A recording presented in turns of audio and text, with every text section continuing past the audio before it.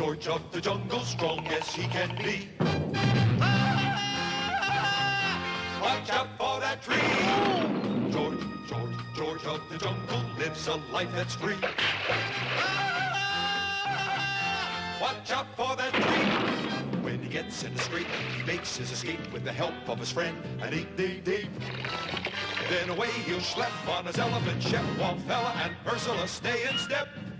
Well, George of the jungle, friend to you and me. Watch out for that tree. Watch out for that tree. George of the jungle, friend to you and me.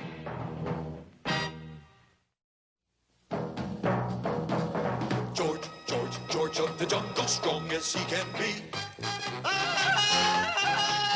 Watch out for that tree. When he gets in the scrape, he makes his escape with the help of his friend, an 8-day-day. Then away he'll schlep on his elephant ship, while Fella and Ursula stay in step. Well, George of the jungle, friend to you and me. Watch out for that tree. It was an African day like most African days, hot, humid, and miserable. An African daisy of a day. And George, king of the jungle, was surveying his domain from an air-conditioned treetop. Then suddenly... Help! Someone called for help. Help! Correction, someone called for help. Courage! George, come! Ah! Seizing a nearby jungle vine, George swung lightly through the trees, into a rushing stream, and over a waterfall. A little while later, far downstream... My George, that was quick. George, take shortcut. I didn't know there was a shortcut. Me too. Why Ursula scream? Oh, George, it's Shep. Shep. Good doggy, Shep. Up, boy. What's the matter, boy?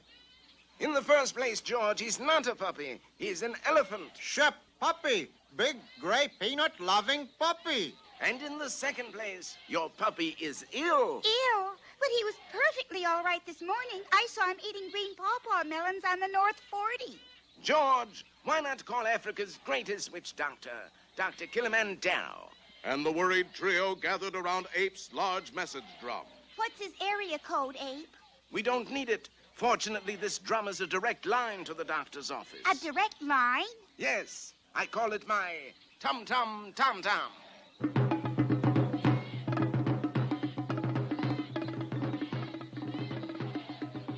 Doctor, it's George of the jungle. Tell him us witch doctors don't make house calls.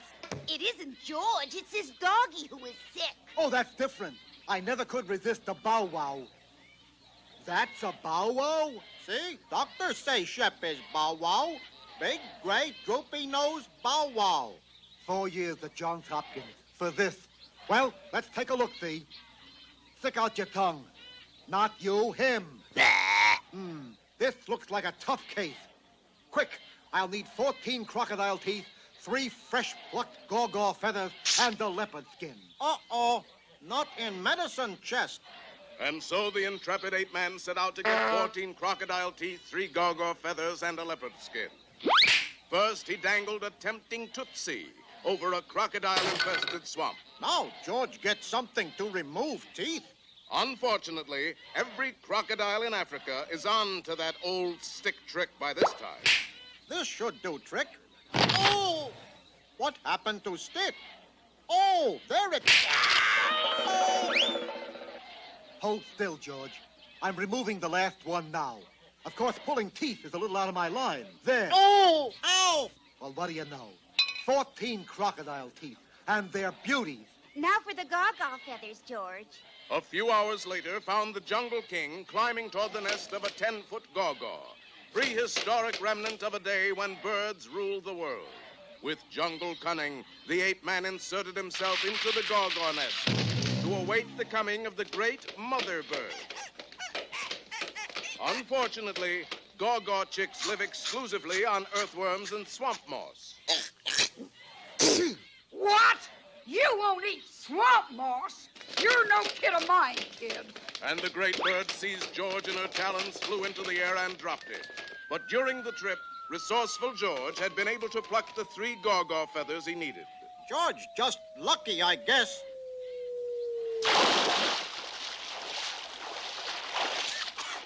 George, back so soon?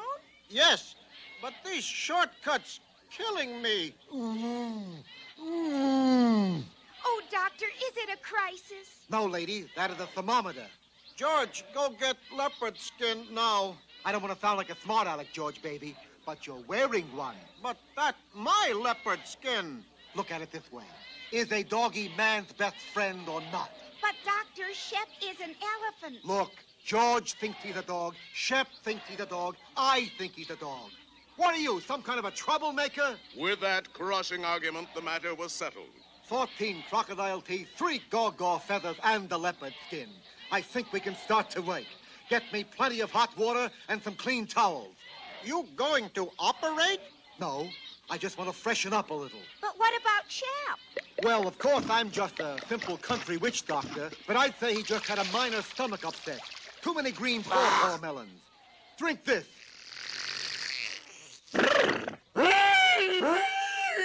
Heavens, what was that? Well, of course, Shep is a doggy, but if he was an elephant, that would have been a burp. And look, he's better.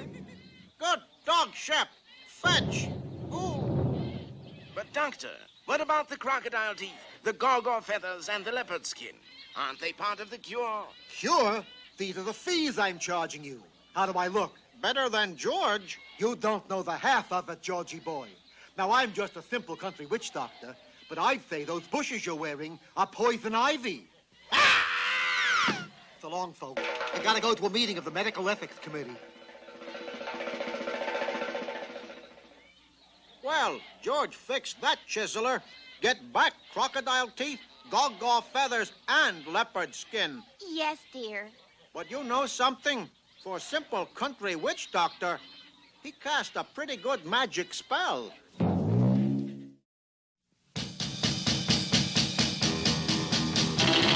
Tom Slick, Tom Slick. Let me tell you why he's the best of all good guys. Tom Slick, Tom Slick. In the Thunderbolt Slapper, once he's on your tail, he won't quit because you know there's no such word as fail to. Tom Slick, Tom Slick. Here upon the sun-drenched shores of the Mediterranean Sea lies Monte Carlo, scene of an annual race rally that draws the finest drivers in the world. Unfortunately, our story begins far away from Monte Carlo, high in the gloom-shrouded Transylvanian Alps.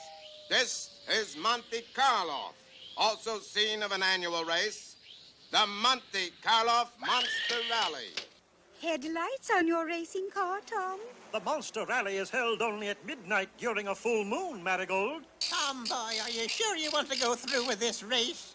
Frankly, no, Gertie. Then why don't you withdraw, Tom? There's no such word as withdraw in auto racing, Marigold.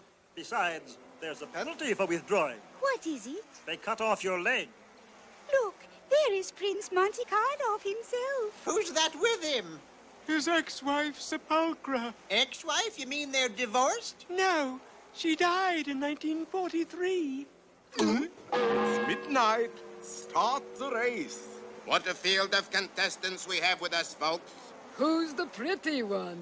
Here's Lobo Fanguzzi, at the wheel of his four-claw Wolf Ferrari Road Ripper. Yay! And apparently still recovering from a bad accident, Fred G. Frankenstein and his Le Monster Special. Yay! And there is the defending champion, the renowned auto racer and well-known vampire, Count Lou Gosi, fueling up his famous red corpuscle bloodmobile. Yay! Who's the pretty one? And piloting the Thunderbolt Grease Slapper, the American Challenger and good sport first class, Tom Slick. Ooh. Don't be disheartened, Tom. We're rooting for you. Me too, darling. There's no such word as disheartened in auto racing, ladies. Depressed, maybe. Hey, let's go. That moon ain't gonna stay full much longer. Remember, I must be back in the coffin at daybreak.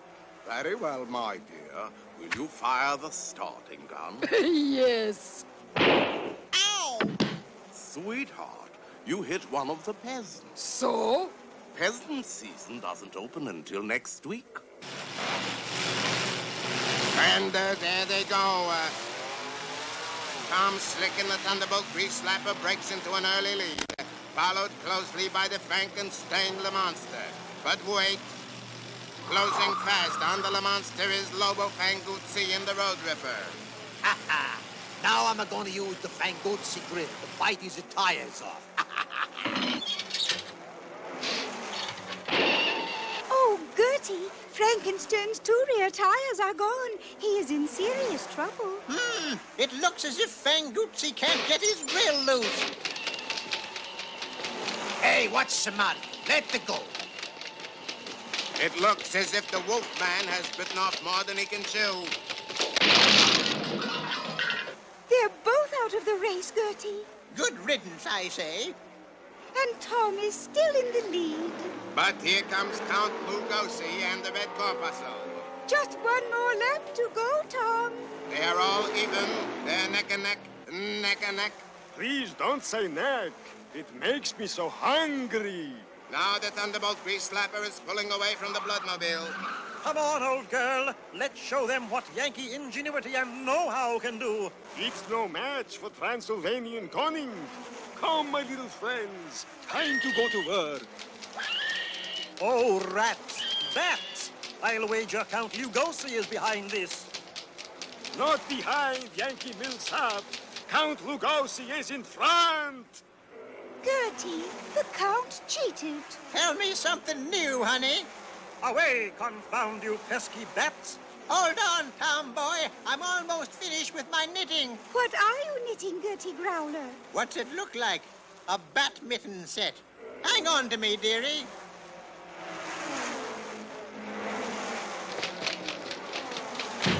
Got 'em both. Oh, that is wonderful. But you believe it, hon? That's the first time I ever played badminton. Approaching the finish line, Dirty Guy Count Lugosi is still in the lead, and it looks bad for the gallant Yankee challenger. But what's this? A 5-foot rooster has appeared at the finish line. What a terrible thing to happen.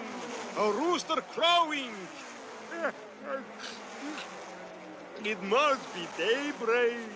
Betty by time for all us vampires. The Count's car is stopping. He's getting out. Now he's getting in. He's lying down. There goes the lid. And here comes the winner, Tom Slick. Here is the Monte Carlo Cup, Tom Slick. Congratulations, sweetheart. Come along, dearest. Time to feed the cobra. Oh, very well. Good heavens! Think nothing of it. It's not the first time my wife has lost her head over a pretty face. Congratulations, Tom. Marigold! You were the 5-foot chicken. I can't believe it. Why not, Tom? Because there's no such word as chicken in auto racing, Marigold.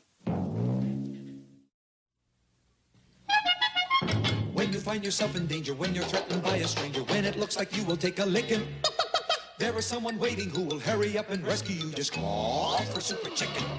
Dread, if you're afraid, you'll have to overlook it. Besides, you knew the job was dangerous when you took it. He will drink his super sauce and throw the bad guys for a loss, and he will bring them in alive and kicking. There is one thing you should learn when there is no one else to turn to. Call for Super Chicken. Call for Super Chicken. It all began with an airplane flight in the eastern United States. Ladies and gentlemen, fasten your seat belts. We are about to land at Providence, Rhode Island. Chauncey, are you sure that's Providence? What's it look like? Looks to me like there's nothing there. That's Providence, all right. Set her down, Edgar. But it wasn't Providence after all. Chauncey, we're in the middle of the ocean. I've heard of airports being way out of town, but this is ridiculous. At that moment on his way to Newport, Rhode Island, to blow the first flugelhorn riff at the annual jazz festival, was millionaire playboy Henry Cabot Henhouse III. Known to almost nobody as Super Chicken. With him, his faithful companion Fred. Known to almost nobody, period. Why are we stopping, Fred? There's no place to go in Rhode Island. Oh, come now. Rhode Island may be a bit provincial, but good heavens, you're right. Rhode Island is missing. It's gone. We must give the alarm. Within seconds, the entire Massapequod party line was buzzing with the news. That, of course, meant the whole nation knew about it in an hour. Rhode Island is missing. Plumb gone. Nothing but salt water from Woonsocket to Watch Hill. The White House has just received a telegram which reads as follows. Deposit $83 jillion in the old oak tree by the crossroads, or you will never see Rhode Island again. Signed, Appian Way. Appian Way? You know him? We were classmates at Harvard College of Watch Repair. Tick-tock tech, we called it. There's his picture. Appian Way is the black sheep son of a fine old Rhode Island family, the Ways of Providence. I've heard of them. But if he was born rich, why did he become a thief? To stay rich. Oh. An old school chum gone wrong, Fred. That means... This is a job for Super Chicken, right? Mix the super sauce while I slip into something less comfortable. Right. In a flash, Fred was back with a container of Super Chicken's potent potion. Ready, Super Chicken? Fred, is my cape back from the cleaners? Hanging next to the plumed hat. Oh, yes.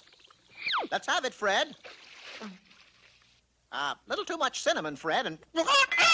Once more, the puissant liquid worked its amazing transformation, and mild-mannered Henry Cabot Henhouse III became Super Chicken.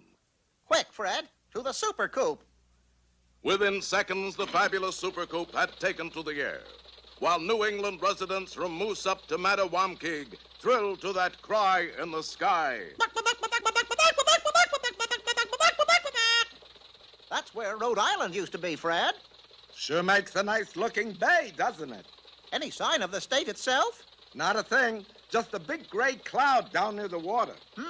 I shall use my super radar lenses to see right through that cloud. Aha! What? I'm gonna have to get these glasses fixed. Well, what about the cloud? No cloud that, Fred. That's a blanket of smog. And under it... Rhode Island. Hang on. Look, an enormous yacht. Yes, and it's towing Rhode Island out to sea. Super Chicken Super Brain had struck to the heart of the matter again. For on the bridge of that yacht was the renegade rich man, Appian Way. All right, men. Open fire. Fear not, Fred. Rhode Islanders are notoriously poor shots. What happened? That fiend must have sneaked in somebody from Massachusetts. Well, I guess that's the end of Super Chicken. But at that moment, the plucky foul Super Cape billowed out over his head like a giant canopy, and our two heroes wafted gently downward. When that chicken lands, fricassee him. Restrain your henchman, Appian Way. I claim the right of single combat with you. Single combat? Nonsense. You can't refuse me, for I, too, am an old tick-tock tech boy. Impossible. It's true. Listen. Time to chime our alma mater for the mainspring of all schools. Tick-tock tech, great educator. Shock-proof, knock-proof, 17 joules. Rah! Oh, you found my soft spot, Super Chicken. Single combat, it is. Now I have him, Fred. My super weapon is made of the world's finest steel. But so is his, and it's a 200-ton tank. Bye-bye, Birdie. Tremble, you malefactor. It is Super Chicken you face. It is Super Chicken you approach. It is Super Chicken you have just run over. Super Chicken. Just a flesh wound, Fred. Where's Appian Way? Just down the hill there. Down the hill? Yes, down the hill. For Appian Way hadn't figured on the effect of all that weight on one end of the boat. And as our friends watched in amazement, the yacht's bow tilted slowly upward, and the whole kit and caboodle sank to the bottom without a trace.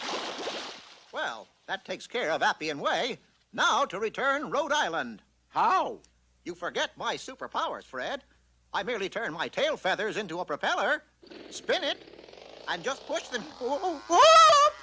Gee, Super Chicken. Oh, well. So that's how Rhode Island was finally returned. Yeah, it was Rhode. And remember, when you hear that cry in the sky,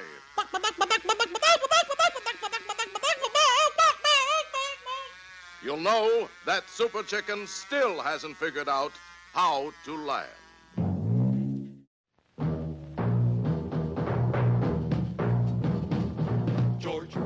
George of the jungle, strong as he can be.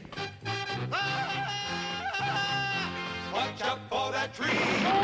George of the jungle lives a life that's free. Watch out for that tree. When he gets in the scrape, he makes his escape with the help of his friend, an 8-day-day. Then away he'll schlep on his elephant, Shep, Wallfella, and Ursula stay in step. Well, George of the jungle, friend to you and me. Watch out for that tree. Watch out for that tree.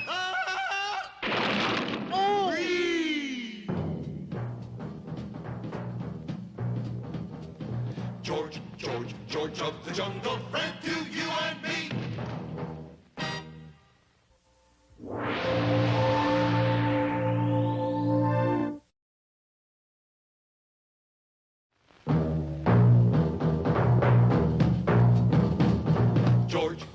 George of the jungle, strong as he can be. Watch out for that tree. George of the jungle lives a life that's free. Watch out for that tree. When he gets in the scrape, he makes his escape with the help of his friend, an 8-day-day. Then away he'll schlep on his elephant, Shep, Wallfella, and Ursula stay in step. Well, George of the jungle, friend to you and me. Watch out for that tree. Watch out for that tree.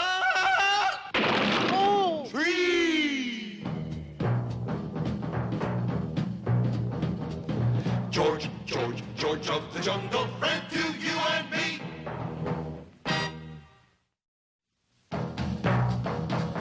George of the jungle, strong as he can be. Watch out for that tree. When he gets in the scrape, he makes his escape with the help of his friend, an 8-day-day. Then away he'll schlep on his elephant, Shep, Wallfella, and Ursula stay in step. Well, George of the jungle, friend to you and me. Watch out for that tree. One thing you can say about the Boondockie tribe. When they run amok, they really run amok. And this time they've got a doozy going, complete with 2 prisoners already. Help! They're going to sacrifice us to the gorilla god. Help! Oh, tough it out, Percy. The district commissioner's sure to hear of this and send troops to rescue us. There's just one little hitch, madam. The what? I'm the district commissioner. The help! Help! The cries of the hapless pair reached the sensitive ears of faithful Shep, pet elephant of George of the jungle. Trumpeting shrilly, Shep dashed to the rescue, and in moments, the Boondockies had 3 prisoners. Fortunately, the ever-present Tookie Tookie Bird had seen all that happened and made a beeline, or birdline, for the palatial treehouse belonging to George of the jungle, where Ursula was washing out a few things. Please, wait for George's opening yell. Now. What is it, dear? Boondockie tribe running amok again. That's the 3rd time this week. What about? Television Nairobi showing old jungle movies again. Oh, that always makes the natives restless. This time they captured District Commissioner. George, you must do something. Oh, Boondockies just like playful children, only with poison blowguns. What? Ship captured. George, go! go. Farewell. Dear, remember, we live in a tree. George, get your foot out of my wash bucket. No time for trifles, Max. Shep in trouble. Max? Screened by the heavy foliage from hostile eyes, the Jungle King slipped silently along the jungle trail. In a short time, George was perched on a sheer cliff overlooking the Boondockie village. Seizing a long vine, he flung himself downward. And in a few seconds, the Boondockies had 4 prisoners. Hold it, Chief. We can't have 4 prisoners. Why? We run out of steaks. George has got to go now. Thus it was that the mighty Jungle King was chosen as the first sacrifice to the fearsome gorilla god, Ungawa. Look, it's a statue of an enormous man-eating gorilla 10 feet tall. There's just one hitch, madam. What? That's not a statue. Oh, too true, too true. Ladies and gentlemen, 3 falls to finish for the Jungle Weight Championship of Africa. In this corner of the clearing, at 8,267 pounds, the great Ungawa. And in this corner at 198 pounds, not counting the bucket, George of the Jungle. What George win if he beat Ungawa? We all agree that you're the king of the jungle. What Ungawa get if he win? He get you. He'll destroy you. Nonsense. George beat him with one hand tied behind back. Unfortunately, old man, you have both hands tied behind your back. That make it tougher, all righty. And the fierce man-eater raised George high above his head and dashed him to the ground. Oh! That's smart. The first round goes to Ungawa. But as fate would have it, George had landed within a trunk's length of faithful Shep. Using the sensitive tip of his trunk like a set of fingers, the prehensile pachyderm untied the knots which bound his master. Shep not prehensile pachyderm. Shep good doggy. George, your hands are free. Go get him, handsome. First, George get bucket off foot. But while George struggled with the bucket, Ungawa attacked again.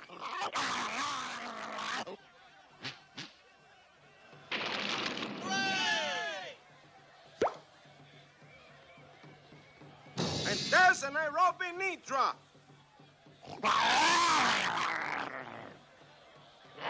Ooh, the Tanganyika twist.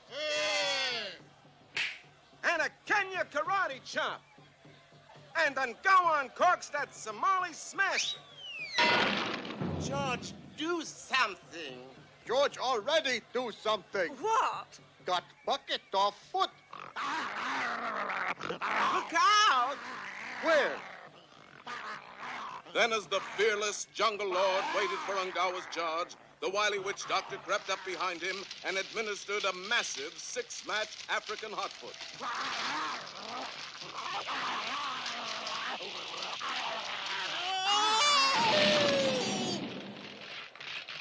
The winner and stud champion, George of the Jungle.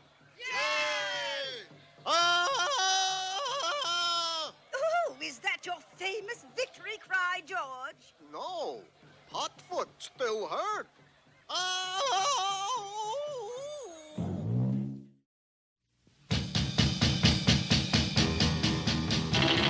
Tom Slick, let me tell you why. He's the best of all good guys. Tom Slick,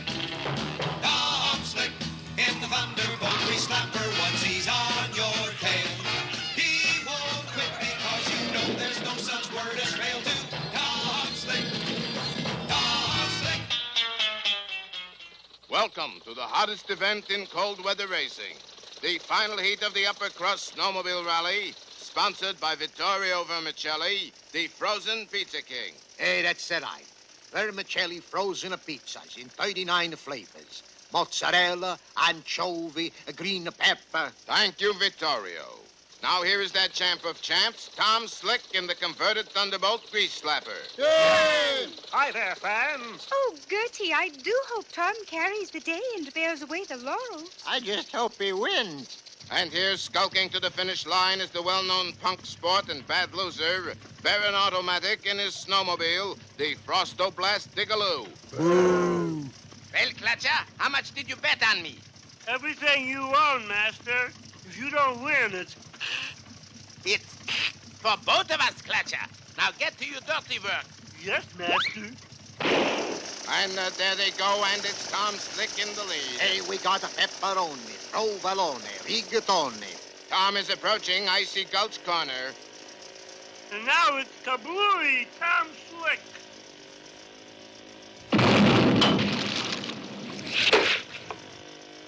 Baron to Clutcher. What spoiled the plan? A sudden snowfall.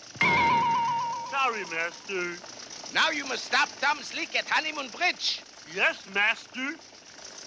Honeymoon Bridge is a narrow ice bridge over a deep crevasse. When Tom Slick tries to cross here, kablooey! But on the bridge approach, it's the former Royal Mountie, and the Spin Globe Ice Picker taking over the lead. Well raced, Roy. Thank you, good sport, Tom Slick. Whoops! Well, that's it for Royal Mountie and Honeymoon Bridge. But what's this? Tom Slick is draining a bucket of water from his radiator. The cold air has frozen that water into a temporary bridge. And there goes Clever Tom, followed by Furhood Parker in the Uniski Snowstreaker. Baron Automatic trails badly. It's impossible! A little strip of ice like this could not hold that much weight. You see? With Tom Slick in the lead, the racers approach Funston Tunnel. Here is your golden opportunity, Clutcher. Meanwhile, I am going to cheat and take a shortcut. This time, Master, I cannot fail. When Tom Slick meets that snowball, kablooey! But wait, Tom is turning off the course and taking the long way over the mountain. Why? There, on the hillside, a sprig of Edelweiss. The girls would never forgive me if I didn't bring them a souvenir. Isn't it romantic? He's going to bring us back a sprig of Edelweiss. I wish he'd bring us a hot cup of coffee. I'd pour it in my shoes. And as Tom takes the high road, Furhood Parker takes the low road. What in the world is taking so long? Well, it's the end of the race for plucky Furhood Parker. You kablooey the wrong man, Clutcher. Sorry, Master. Here's that rotten cheater, Baron Automatic, entering the stretch run. But wait, here comes Tom Slick. Yay! Uh-oh, what's that emerging from the rear of the Frostoblast Digaloo? It's a jet flame snow melter. Gertie, that heat is melting the snow in front of Tom. I wish he'd aim some this way. There's nothing for Tom's skis to slide on. That kind of poor sportsmanship just burns me up. Looks like Tom is out of the running. Quick, 4 frozen pizzas to go. What size? About as big as automobile tires. That's a medium. Here you are. Tom, boy, this is no time for noshing. They're not to eat, Gertie. They're to run on. I'll put the anchovy pizzas in the rear. They give more traction. Do you think there's still a chance, Tom? I never worry about defeat, Marigold. I do. You worry about defeat, Gertie. Yes, they're almost frozen. Gertie, you're always good for a timely chuckle. Who's laughing? Both snow buggies are nearing the finish line, and Tom Slick surges ahead. Yay! But this finish line is made of rubber. When Tom Slick hits it, kablooey! But the tremendous heat of the tire friction is rapidly thawing out those frozen pizzas, and uh-oh, there they go, just a foot from the finish line, and here comes the Baron. No, wait, Master.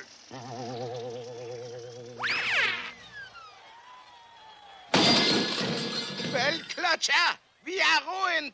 Oh, I'm sorry I kablued you, Master. Is there anything I can do? Yes. Give me your hat, please, Clutcher. Yes, Master. And Tom Slick pushes the converted Thunderbolt Grease Slapper to victory. Yay! Well, what do you think about vermicelli pizzas now, huh? Not much, sir. Frankly, they don't stand up under abuse. I love 'em, hon. Hey, ha ha, that's him more like it. Yes, they make great foot warmers.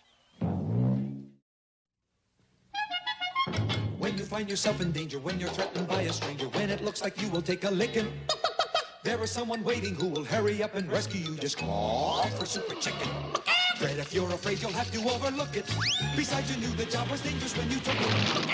He will drink his super sauce and throw the bad guys for a loss, and he will bring them in alive and kicking. There is one thing you should learn when there is no one else to turn to. Call for Super Chicken. Call for Super Chicken. Within this museum, protected day and night by armed guards, is a remarkable object. It is the largest pearl in the world. 3 priceless pounds of pink, pearly perfection. But in a dingy room over a nearby fish market is an even more remarkable object. 148-pound oyster. Yes, in reality, the oyster is the nickname of the world's most notorious pearl thief, who uses this shell as a combination disguise and hideout. Once inside his shell, the oyster is well-nigh impervious to attack. It's also a dandy place to store mushrooms. On this fateful day, the oyster entered the museum with but one goal in view. To purloin the pearl. His method was simplicity itself. My baby. Give me back my baby. Your baby, ma'am? Yes, I am that precious pearl's long-lost mommy. No kidding. Are you really? Yes, I'm the mother of Pearl. I guess it's all right then. I don't know, Hornbeck. Come, Melville. Can we resist the mother's tears? I suppose you're right. And while the 2 soft-headed, hearted guards stood aside, the oyster snapped up the 3-pound pearl. Hey, that ain't no lady oyster. It ain't even a lady. It's the oyster. Got him. As all this was occurring, Henry Cabot Henhouse III and Fred, who in reality are Super Chicken and Fred, were taking their morning walk. As they reached the corner... Grab him, Fred. I've got him. Here, sir, or madam, you dropped your world's largest pearl. Oh, thanks. Nothing like a good deed to start the day off right, Fred. Hey, you with the feathers. Yes, officer? Have you seen an oyster pass this way? Yes, come to think of it. Why? 'Cause that's the oyster, and he just stole the world's largest pearl. They'll never catch him, Fred. Why? Oysters are too slippery. Fred, we have inadvertently aided a criminal to escape. We? No time to explain, Fred. This looks like a job for Super Chicken. Yeah. I'll slip into the super suit. You get the super sauce. Right. Dashing into a nearby phone booth, the plucky chicken began to change his clothes. Drat these buttons. Hello. Hello? Is Super Chicken there? Almost. Who's this? Well, tell him when he's ready. The oyster will be waiting. Here's the super sauce. Thanks, Fred. Little heavy on the lemon peel is... In a matter of seconds, the simple bird was transformed into Super Chicken. Now, Super Chicken speaking. He must have hung up. Come on, Fred. And the mighty chicken took to the air in search of the oyster. Hang on, Fred. First, we're going to search that deserted fisherman's shack on the pier. And Super Chicken set his aircraft down with pinpoint accuracy. Kind of a blunt pinpoint, wasn't it? Any landing you can walk away from is a good one, Fred. Well, anyway, we know one thing. He isn't in that shack. True. What's the next move? I'm going to pull him to us with my oyster magnetic beam. Watch this. Bracing himself, Super Chicken waited for magnetic contact with the oyster. Any bites yet, Super Chicken? No, not yet. Super Chicken, you did it. That's the oyster. My oyster magnet never fails, Fred. How are you going to get him out of the shell? I'll blast him out with my lightning ray bolt. Stand back, Fred. Yeah. Sorry about that, Fred. So am I. Perhaps my tear gas fountain pen gun will do the trick. Take this, Oyster. The gas pen must be in your other suit. I'm glad nobody was here to see that.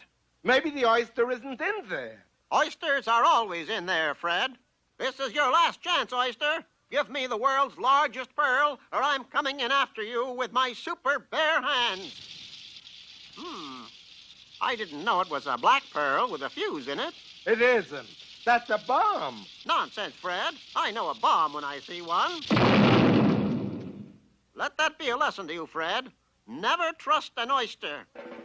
He's getting away. Good. Follow me. The mighty bird followed the oyster to every fish market and oyster bar on the waterfront. Then finally on the sands of Oyster Beach. I'll teach that stupid chicken to toy with an oyster. This cannon will stop him dead in his tracks. Did you hear what he said, Fred? No, you're the one with super hearing. He said he was going to shoot us down. But don't worry, Fred. Oysters are terrible shots. Fire! Let that be a lesson, Fred. Never trust an oyster. The fool should have known better than to cross the oyster. The pearl is mine. It's the end of the show, and Super Chicken has failed. Super Chicken, you did it. We've got the oyster and the pearl. Like I say, Fred, lightning always strikes skin deep. The pearl went back to the museum, and the oyster went to jail to serve every month with an R in it for the next 30 years. The mighty chicken had done it again. So when you hear that cry in the sky, you'll know it's Super Chicken. Lightning always strikes skin deep.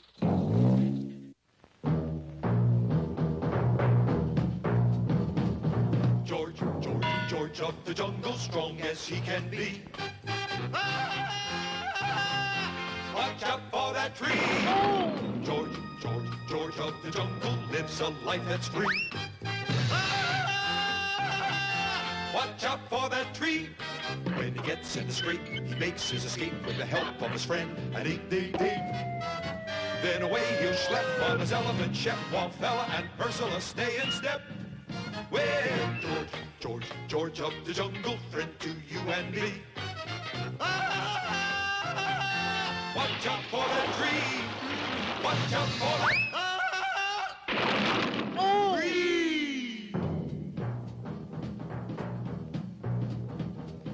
George, George, George of the jungle, friend to you and me.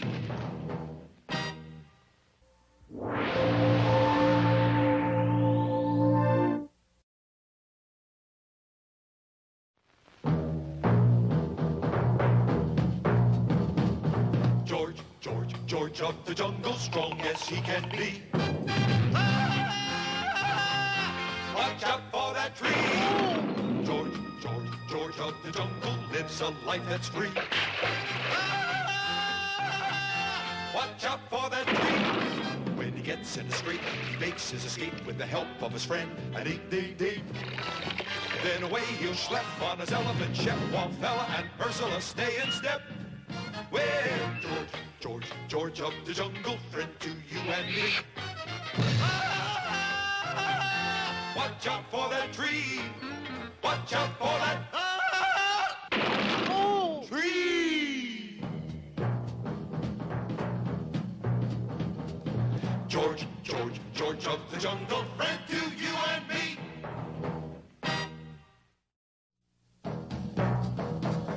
George, George, George of the jungle, strong as he can be. Watch out for that tree. When he gets in the scrape, he makes his escape with the help of his friend, an 8-day-day. Then away he'll schlep on his elephant, Shep, Wallfella, and Ursula stay in step. Well, George, George, George of the jungle, friend to you and me. Watch out for that tree. Well, it was a sorry day when Princess Elsa of Elsweria appeared at a grand ball wearing a tiara of bird feathers. She's beautiful. You kidding, Fritz? She's got a face only a mother could love. And heaven knows I find it difficult. However, the bird feathers had a very strange effect. For to all the males present, Princess Elsa suddenly appeared to look like a movie star. It's Liz. It's Debbie. It's Zsa. It's Lassie. Yes, this was indeed a sorry day. Are you kidding? I should always be so sad. But of course, every other woman at the ball was soon demanding a tiara of bird feathers. I must have one, Fritz, or I'll die. Is that a promise? But feathers make me gorgeous. Look. Ooh, you're regular Ingrid Fingerman. Buy it. Buy it. Yes, the demand was so great that the price of bird feathers skyrocketed. And so, far away in Africa, there was a stampede of hunters to the nesting grounds of the bird. In spite of no poaching signs, these savage Nimrods netted the dull-witted birds and mercilessly tweaked out their tail feathers one by one. Ooh! Ooh, ooh! Which, of course, explains how the bird got its name. Ooh, ooh, ooh, ooh, ooh, ooh, ooh. Not only was it painful, but without their tail feathers, the birds found it difficult to fly. Well, it didn't take long for the news to get to that protector of the innocent, defender of the weak, and all-around good guy, George of the Jungle.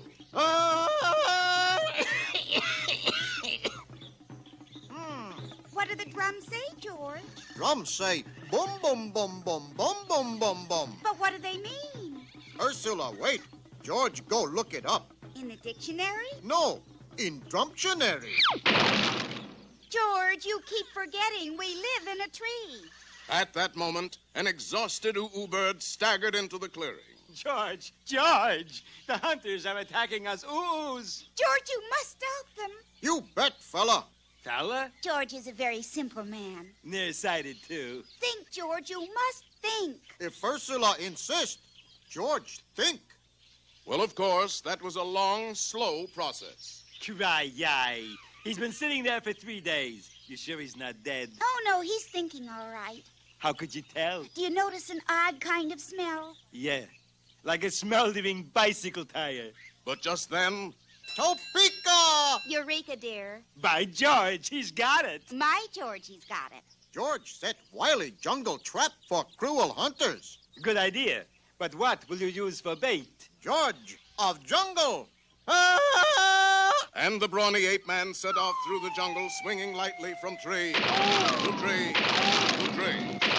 A short time later, in the camp of the bird hunters... Let's knock off for lunch, Tiger. Hi be too pooped terpluck. No, we can't stop, Weevil. We must make our haul before George of the Jungle finds out we're here. Too late, for the canny Jungle King was peering at them at that very moment. Now George set wily jungle trap. Swiftly, the brawny ape-man bent a tree back and fastened it with a hair trigger. Then he dug a large pit in the middle of the path and lined the bottom with pointed stakes. Finally, he wove a huge net of jungle creepers, and hung it from a tree. Now George ready for big scene. Shh, Tiger. I be thinking I hear someat in yon bushes. And probably a spangled fritillary calling to its mate. No, look he there. Oh, oh, oh, oh, oh, oh, oh. Oh, Tiger, that be the biggest bird in the world. And the ugliest. After him, them tail feathers be worth a fortune. The two sneaks dashed after their prey, and George, hopping ahead, led them up the garden path toward his wily jungle trap. Unfortunately, he'd forgotten by this time exactly where it was. George not forget. Trap right around here, somewhere. Oh! See? George not forget. Cracky, Weevil. That's not an bird. It's what's-his-name of the jungle. Time for us to make ourselves scarce, Tiger. Righty-o. Hey, you not leave George up here to starve to death. Why not? That pretty chicken thing to do to King of Jungle. He's right, Weevil. Are we going to be chicken to the King of the Jungle? Sure. If there be one thing I like, it be chicken a la king. But as the two heartless bird snatchers chortled meanly, the net of jungle creepers broke open at the bottom, and They not make jungle creepers like they used to. well, George had the two villains trussed in a trice, and they were soon headed for the poacher Pokey. But what will become of all those bird feathers? Don't worry, I sold them. For money? No, for sneakers. Sneakers? If we can't fly, we gotta walk. Ha ha ha ha ha ha ha! What's so funny, George? Ho ho ho ho ho! Chicken a la king! Ha ha ha ha ha ha!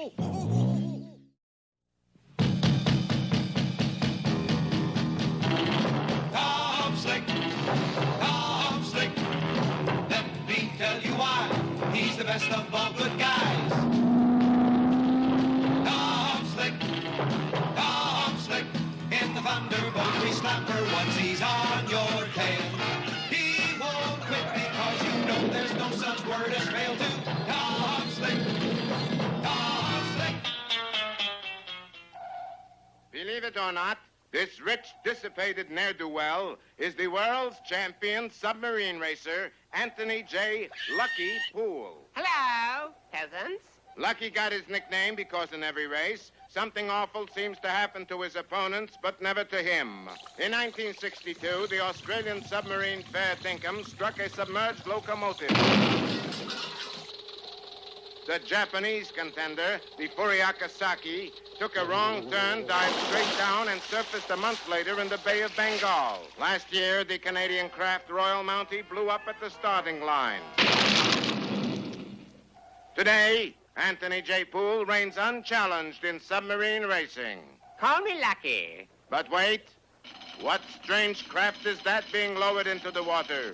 It's the converted Thunderbolt Grease Slapper. And here is its dauntless driver, Tom Slick. Yay! Lucky Poole, I challenge you to a race from Hudson Rock to Point Thataway. What's the point? I just told you, Point Thataway. All right, I will.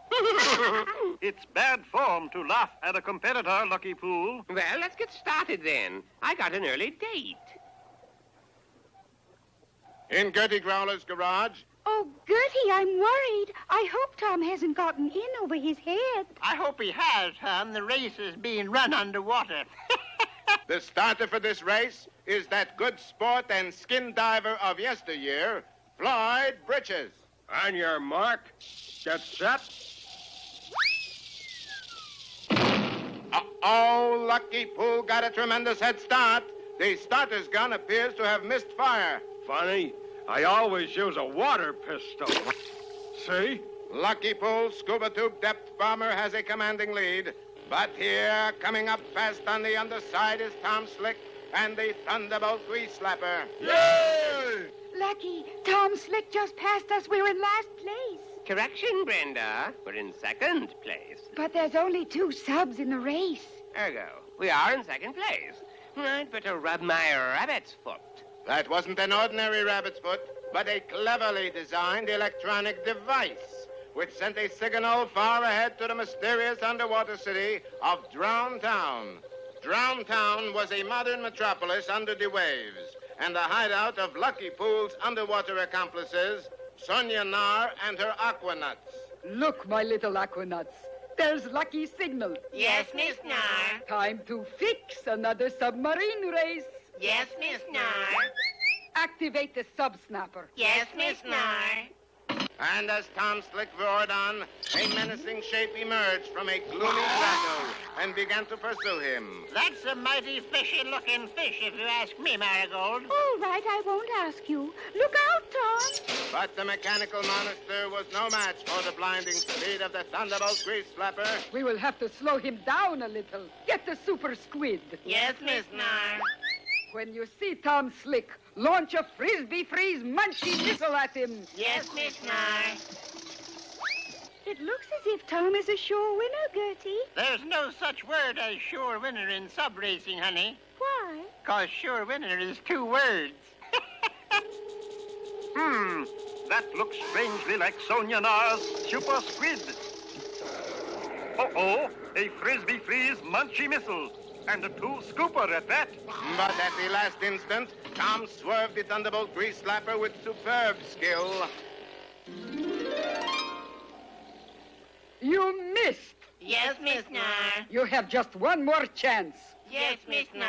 I want you to use the Super Sudsy Bomb. The Super Sudsy Bomb? And it better work. It always works.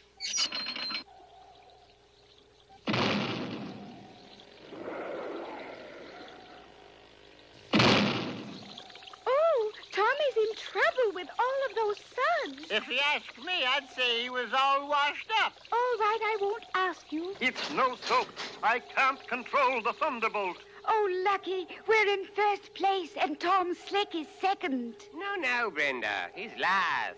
I've only got one chance to break loose from these bubbles. I've got to crash dive. Here goes. Now to see if I can pull her out of it in time. Pull out, Tom. Pull out. She's not answering the rudder controls. To think that Tom Slick would meet his end in some low dive. You won. You won. Just lucky, I guess. Then at the last second...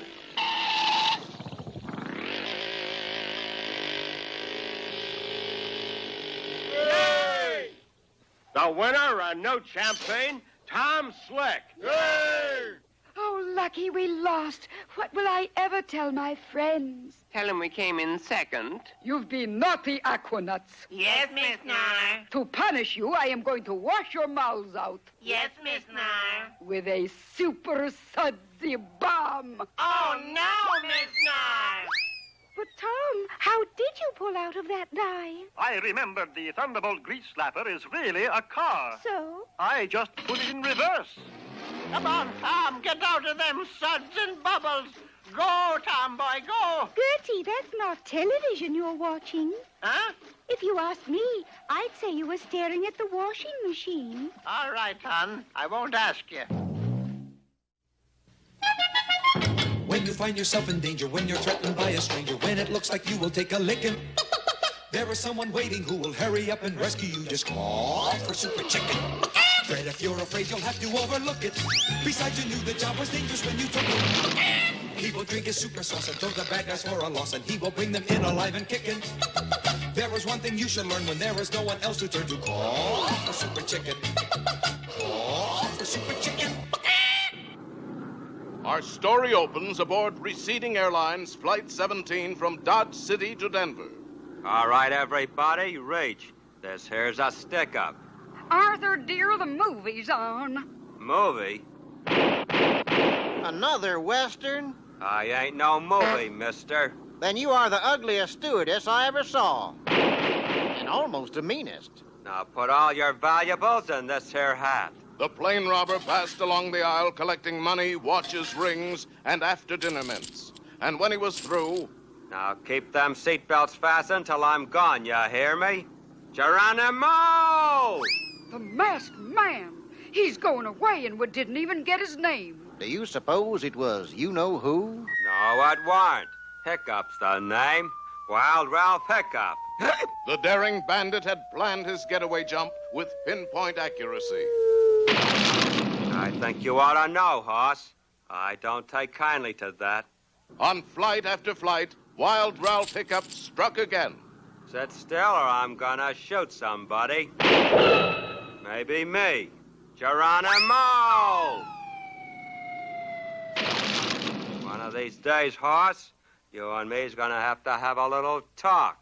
News of the robberies finally reached Miami, vacation playground of Henry Cabot Henhouse III, better known as Super Chicken. Look at this Super Chicken. Please, Fred, when I'm not on the sauce, call me Henry. Mr. Henhouse. Mr. Henhouse? Boy, you sure know how to hurt a guy. You knew the job was dangerous when you took it, Fred. Wild Ralph Hiccup is robbing planes again. This looks like a job for... Mr. Henhouse. Fred. Oh, all right. For Super Chicken. Right. You get the sand pail and the rubber ducky, and I'll change in the cabana. Here's the super sauce. What's the matter? Got sand in it, Fred, and... The super sauce took effect, and the mild-mannered fowl was changed into Super Chicken. Come on, Fred. We've got to catch a plane. Roger Wilcox. Disguised as Super Chicken and Fred, Super Chicken and Fred flew back and forth from Miami to Cedar Rapids for 4 straight days. And I've got enough tickets for 26 more trips, too. How come we're clear back in the economy section, Super Chicken? Just be glad we have seats, Fred. How come? Did you ever try to book space for a chicken and a lion? Then at that moment... All right, folksies. Just put your valuables in the hat. I wonder why. Probably for safekeeping, Fred. They can't be too careful with all those robberies going on. Now, don't nobody follow me or I'm gonna shoot. Or my name ain't Wild Ralph Hiccup. Wild Ralph Hiccup? We've been robbed. Don't make a scene, Fred. Things are embarrassing enough. After him. Better give up, Ralph. We've got you cornered. Super Chicken. You'll never get me. Stop that. Somebody could get hurt. Which reminds me, how do we keep from getting hurt when we hit the ground? Well, I used my super brain, Fred. Yes? I brought a parachute. Just one? You knew the job was dangerous when you took it. I know. I thought you were going to speak to him about that. He's getting away. No, he's not. Get on my back, Fred. There's not a horse alive that can outrun Super Chicken. Whoa, now, easy, big fella. Well, what are you waiting for? You're supposed to say giddy up. Sorry, giddy up. And the mighty chicken streaked across the plain. Hi-yo, chicken! Away! We can corner him on the cliff. Sure enough, Wild Ralph Hiccup was trapped at the edge of Breakneck Cliff. Super Chicken, why didn't you stop? You didn't say whoa. All right. Whoa, whoa. It's a little late now, Fred. Quickly picking up the trail again, Super Chicken tracked Wild Ralph Hiccup to the little western town of Soapwater. The chicken says he'll meet you in the street at high noon. Well, then he's a goner because I'm the fastest gun in the West. No kidding. I'll show you. Just keep your eye on this coin. Ooh! Let that be a lesson to you. Never trust a man who throws money around. It was now high noon, and the fastest gun in the West went out to meet the fastest chicken in Pittsburgh. Tension filled the air like peanut brittle. Then Wild Ralph made his play. I'll tell you what. I'll flip a coin to see who draws first. No, let me flip Fred instead. And while the amazed bandit watched Fred flip, Super Chicken drew back his super fist. Head. I win. Wild Ralph was knocked across the street and into a handy jail cell. But Super Chicken, I didn't even see you hit him. That was my super punch, Fred. It travels too fast for the eye to follow. Took you by surprise, didn't it, Ralph? Surprise? You could have knocked me down with a feather. I did. And now we go home, right, Cassius? Super Chicken? No, Fred. I still have 26 more tickets from Miami to Cedar Rapids. We can't let them go to waste. Oh, boy. Once again, the nation's airways have been made safe for democracy. So when you hear that cry in the sky, you'll know Super Chicken has 3 more trips to go.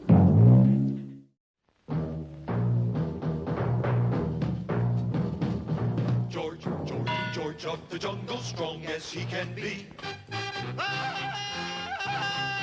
Watch out for that tree.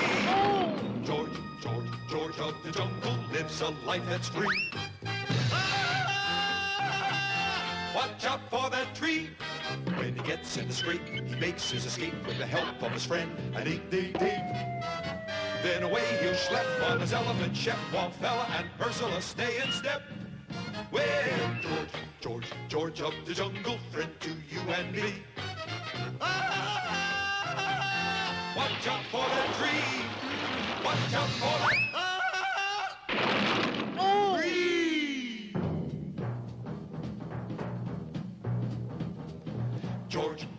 George of the jungle, friend to you and me.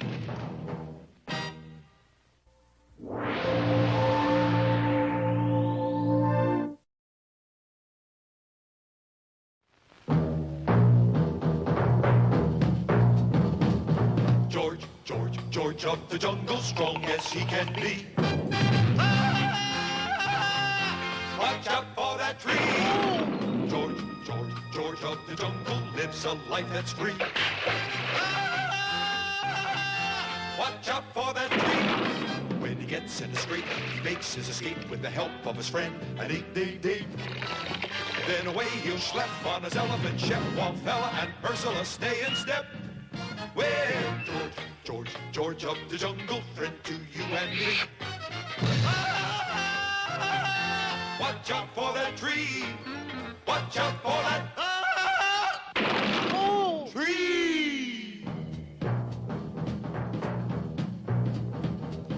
George of the jungle, friend to you and me.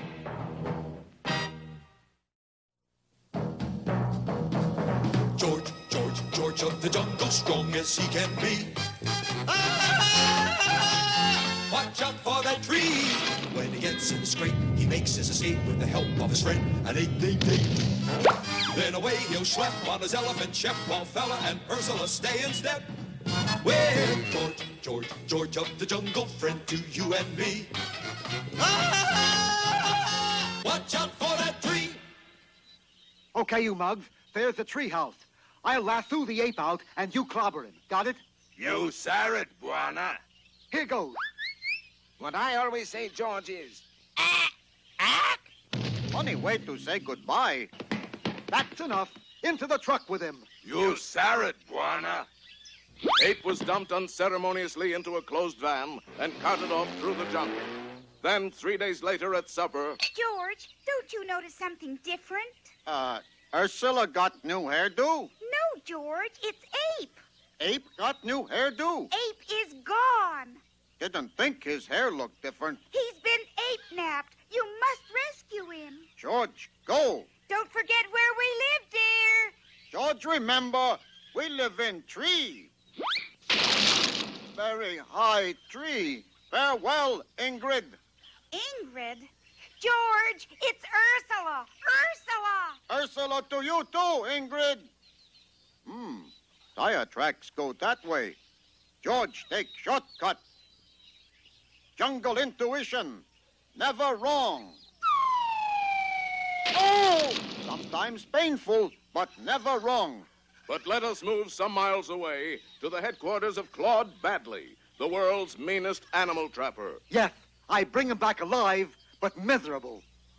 Claude was in the middle of an earnest confab with the big television producer, Ernest Confab. I paid you $50,000 for a trained ape for my new TV series, Badley. Where is it? There he is, Mr. Confab, your new star. Come on, act for Mr. Confab. What's my motivation? That's it. If I were king, oh, what treasures at your feet I'd fling. Hold it. Hold it.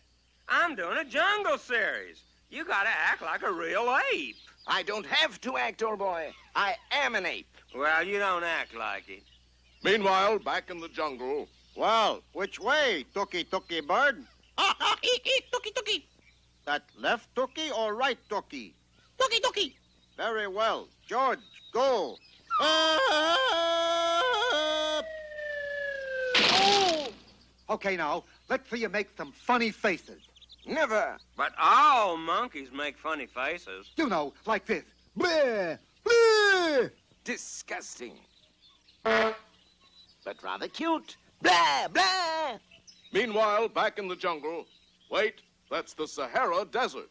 Maybe George should turn left between Ik and Tookie. Now, let's see some real action. You know, jump up and down and scream like a regular TV monkey. You must be mad. Not yet, but I'm getting there. Look, like this. Hey, that's not bad. I thought it lacked sincerity. Oh, yeah? Let's see you do better.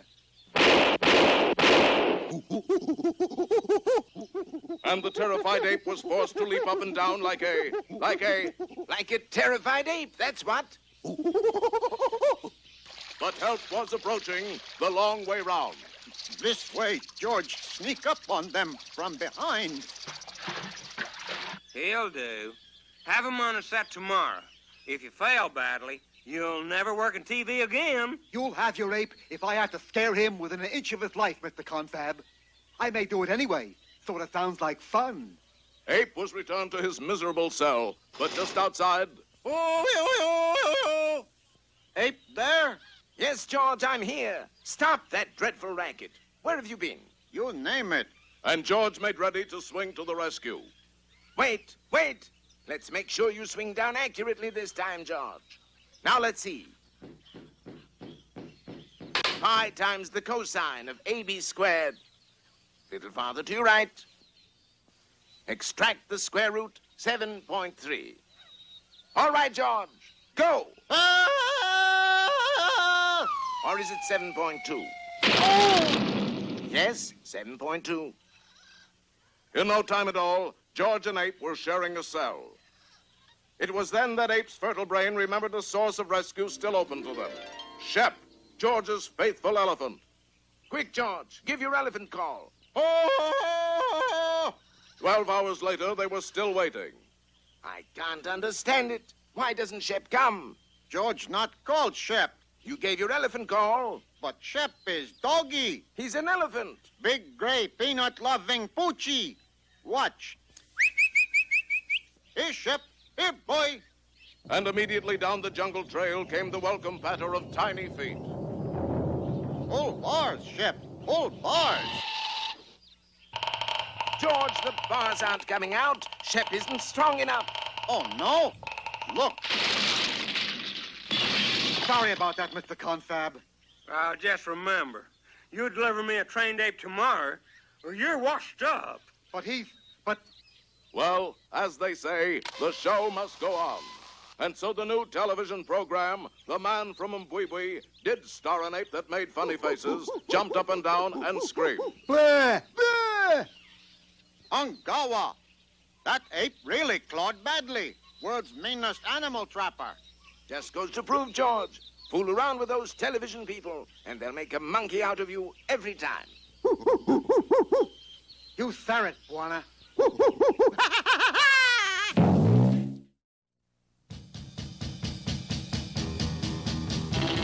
Tom Slick,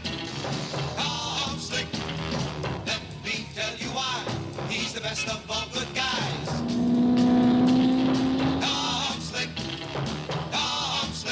in the Thunderbolt Slapper, once he's on your tail. He won't quit because you know there's no such word as fail to. Tom Slick.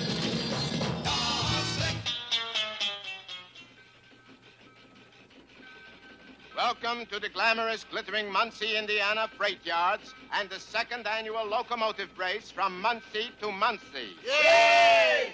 Tom, what have you done to the Thunderbolt Grease Slapper? Converted her to a racing locomotive, Marigold. Gertie Growler's going to be my fireman. Oh, dear.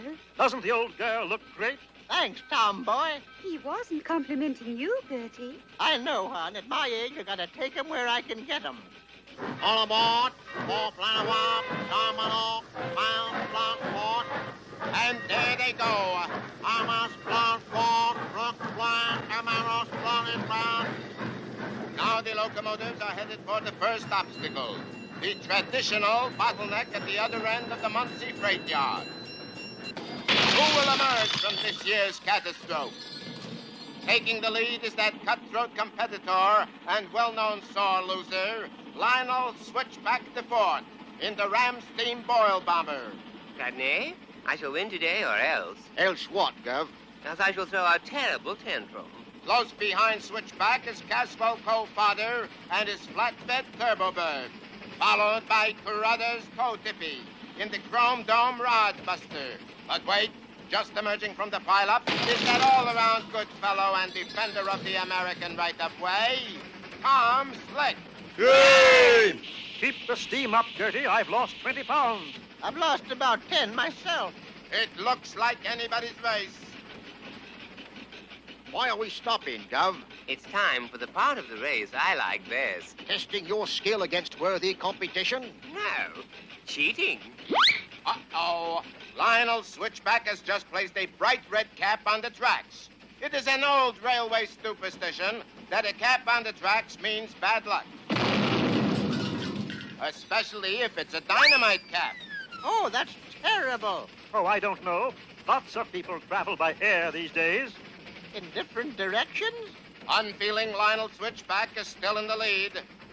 But Brothers Toe Tippy is coming up fast. He's approaching Windloser Drawbridge at blinding speed. But wait, the drawbridge is going up. I know an opening when I see one. It looks as if Brothers Toe Tippy will have to drop out of the race. There must be another way to say that. Beautiful music. All that stands between ill-mannered Lionel Switchback and victory is Tom Slick. Yay! More steam, Gertie, more steam! More steam, more steam. You sure you're not pressing pants on the side? Don't be silly, Gertie. You press pants on the front. A little laughter lightens the load. Especially if you're steering and not shoveling. Quick, Cradney. My oil paint's in a brush. Never seen a bloke get so much clean fun out of being a dirty rat. There we are. A masterpiece. What depth, what realism. What a fake. A tunnel just ahead, Gertie. It's all the same to me. I can't look at the scenery anyway.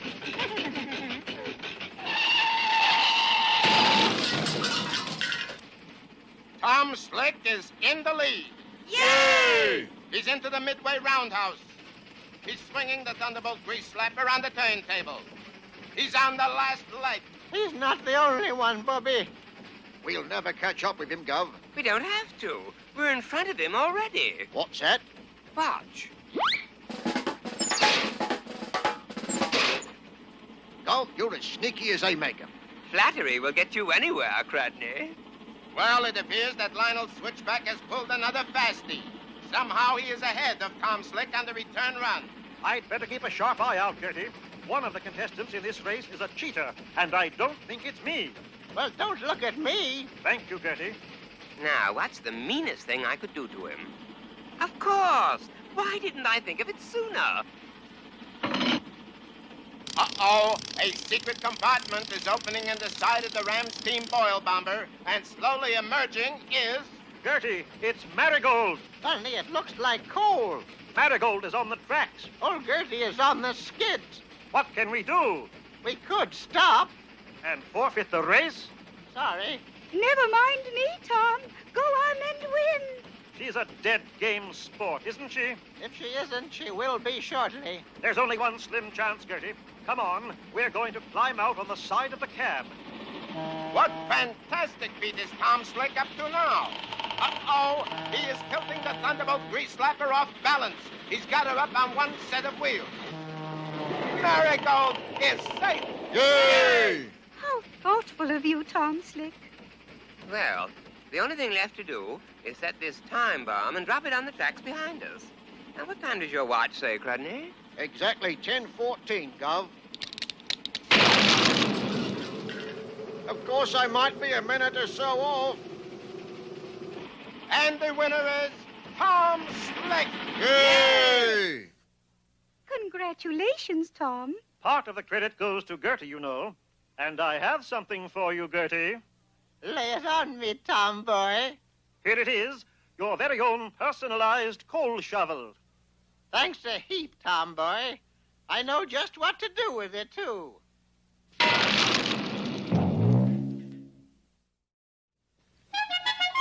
When you find yourself in danger, when you're threatened by a stranger, when it looks like you will take a licking, there is someone waiting who will hurry up and rescue you. Just call for Super Chicken.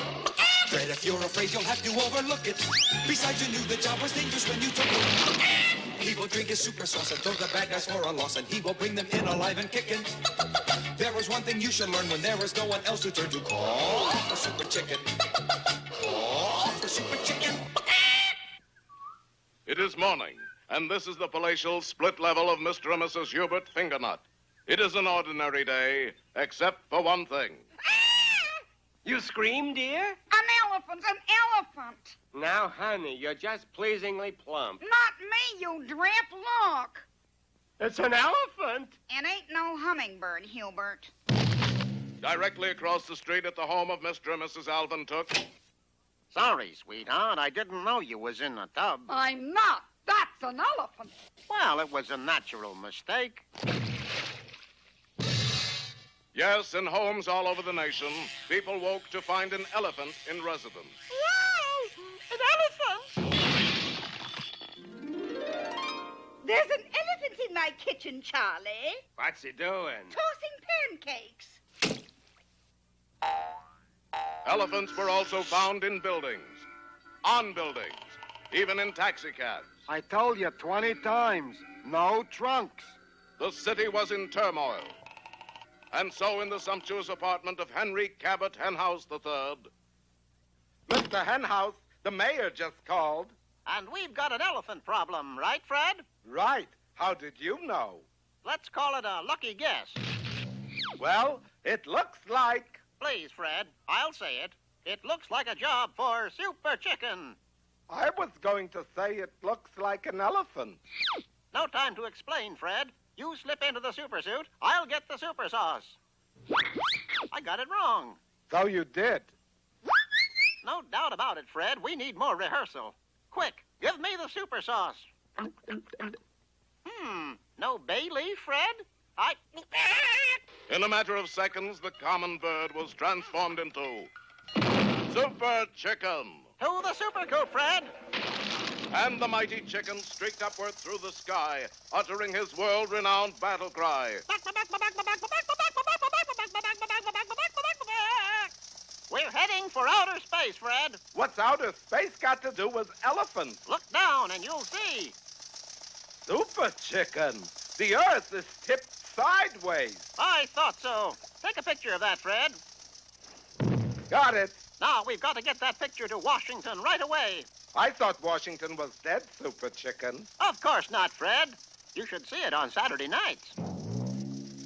In no time at all, our heroes were in the office of the Secretary of the Exterior. Look at this picture of Earth, sir. I can't. You're holding it sideways. No, sir. The Earth is really tipped on its side. What happened? Elephants. Elephants? Some fiend is shifting elephants around to throw the Earth off balance and cause it to tip. But who? That's my line, Fred. But who? Oh, if Super Chicken only knew that half a world away in India, the wily Prince Black Hole of Calcutta was gloating over the success of his scheme. Shifting elephants to the other side of the world was the smartest thing I've ever done. Right, Punjab? Yes, Highness. Their weight has tipped the earth and changed the climate of India. Right. Now instead of boiling heat, we have snow in India. Look, icicles, snowballs, ice skating. It's a winter wonderland.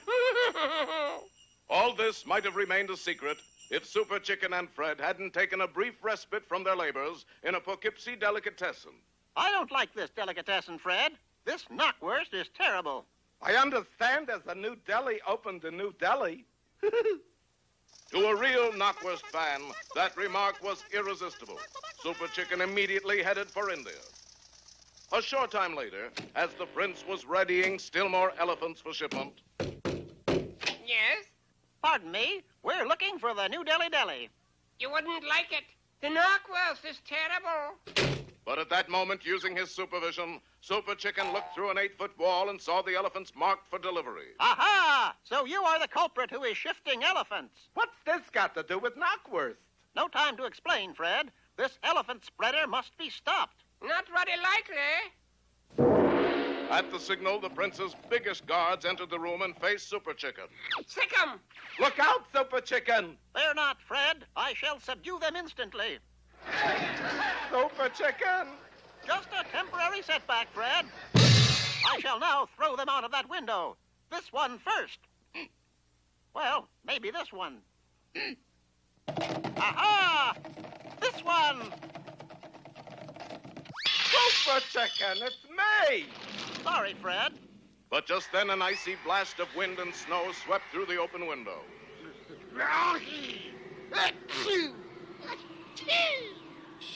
Quick, Fred. Help me inflate the patented henhouse hothouse. Caught in the first blizzard ever to hit Calcutta, everybody caught their death of cold and turned blue. But protected by Super Chicken's super plastic heated bag, our heroes suffered nothing but a slight case of prickly heat. The magnificent chicken had triumphed again. Prince Black Hole of Calcutta was thrown into the Black Hole of Calcutta. Where the not worst is the worst. All the elephants were returned to India, and a grateful nation gave Super Chicken and Fred a 1 week's paid vacation in Miami Beach. Snow? In Florida? The earth must still be tipped a little bit. There must be one elephant still out of place somewhere. Wouldn't you say, Fred? Fred? Fred?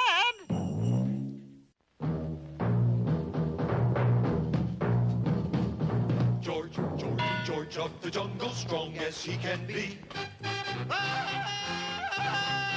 Watch out for that tree. George of the jungle lives a life that's free. Watch out for that tree. When he gets in the scrape, he makes his escape with the help of his friend, an 8-day date. Then away he'll schlep on his elephant ship, while Fella and Ursula stay in step. Well, George of the jungle, friend to you and me. Watch out for that tree. Watch out for that tree.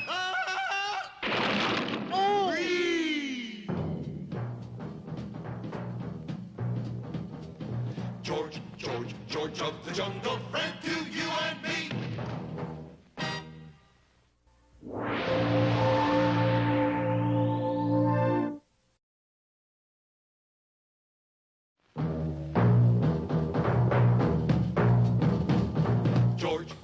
George of the jungle, strong as he can be. Watch out for that tree. George of the jungle lives a life that's free. Watch out for that tree. When he gets in a scrape, he makes his escape with the help of his friend, an 8-day date. Then away he'll schlep on his elephant ship, while Fella and Ursula stay in step. Well, George of the jungle, friend to you and me. Watch out for that tree. Watch out for that tree.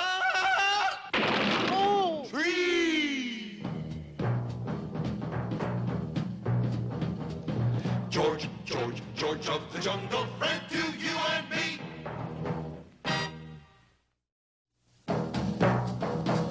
George of the jungle, strong as he can be. Watch out for that tree. When he gets in the scrape, he makes his escape with the help of his friend, an 8-day date. Then away he'll schlep on his elephant ship, while Fella and Ursula stay in step. Well, George of the jungle, friend to you and me. Watch out for that tree. The worst climate in Africa is found here in the Bumbushuti Valley, which has an annual rainfall of 100 inches per day. But today the sun is shining brightly, and it beats down on a fearful sight. That is Ursula, wife of George of the jungle, tied to a stake in the Bumbushuti village, and you know what that means. We ain't playing Ring-a-Levio, Jack. Why are you doing this frightful thing? Lady, it hasn't rained here for almost 24 hours. We figure the great Juju has got a mad on for some reason. Ergo, we gotta make a sacrifice. Will sacrificing me bring rain? Maybe not. But what else are you gonna do on a hot Wednesday? You got a match on you? But nothing much escapes the sharp eyes of the Tuki-Tuki bird, and he flew off to carry the news to George of the jungle.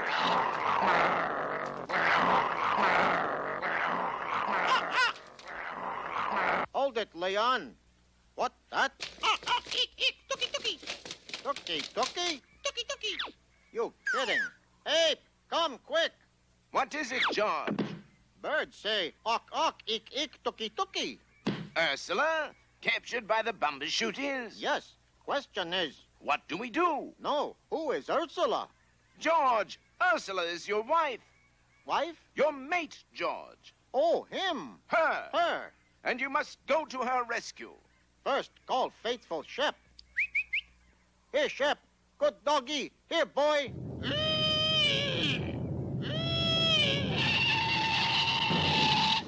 Come, we go rescue, what's his name? Ursula. Ursula. Same time tomorrow, Leon. We pick it up where we left off.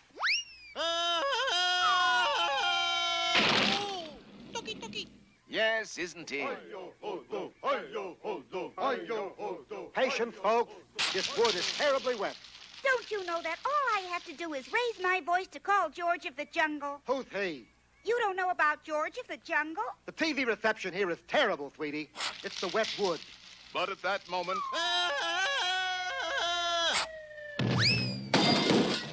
I'll tell you something. The great Juju ain't gonna like this one bit.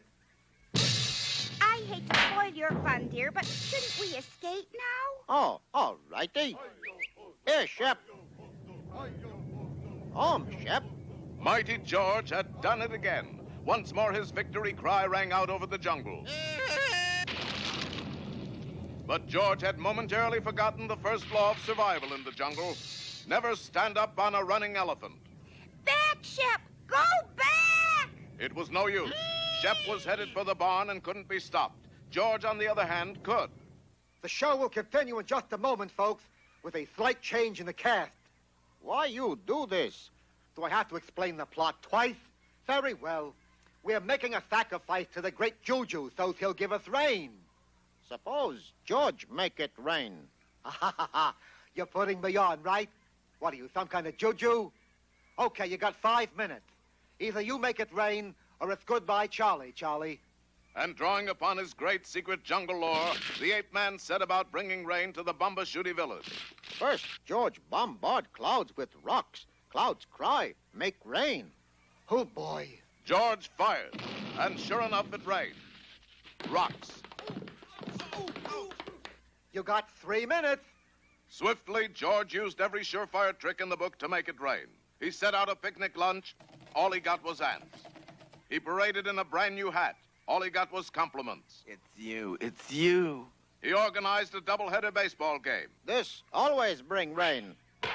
He got a shutout, but no rain. In desperation, he even polished the chief's limousine to a high gloss. No what? No rain. Well, on with the sacrifice.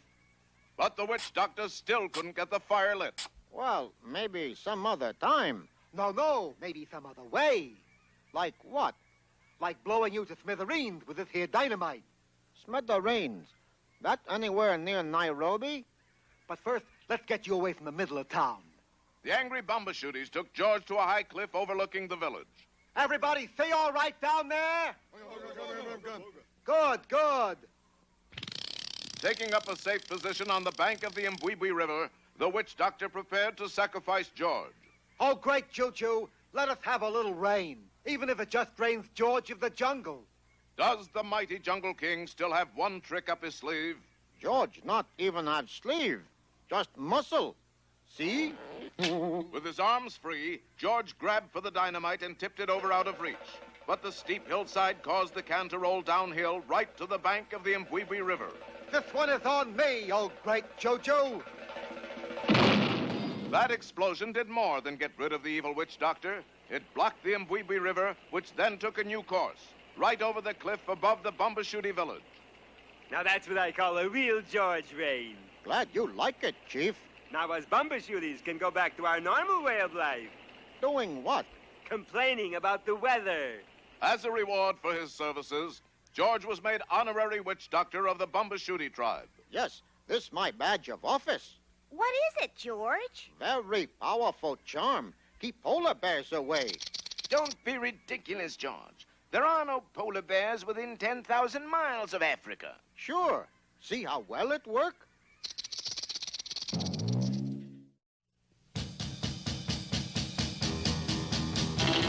Tom Slick, let me tell you why he's the best of all good guys.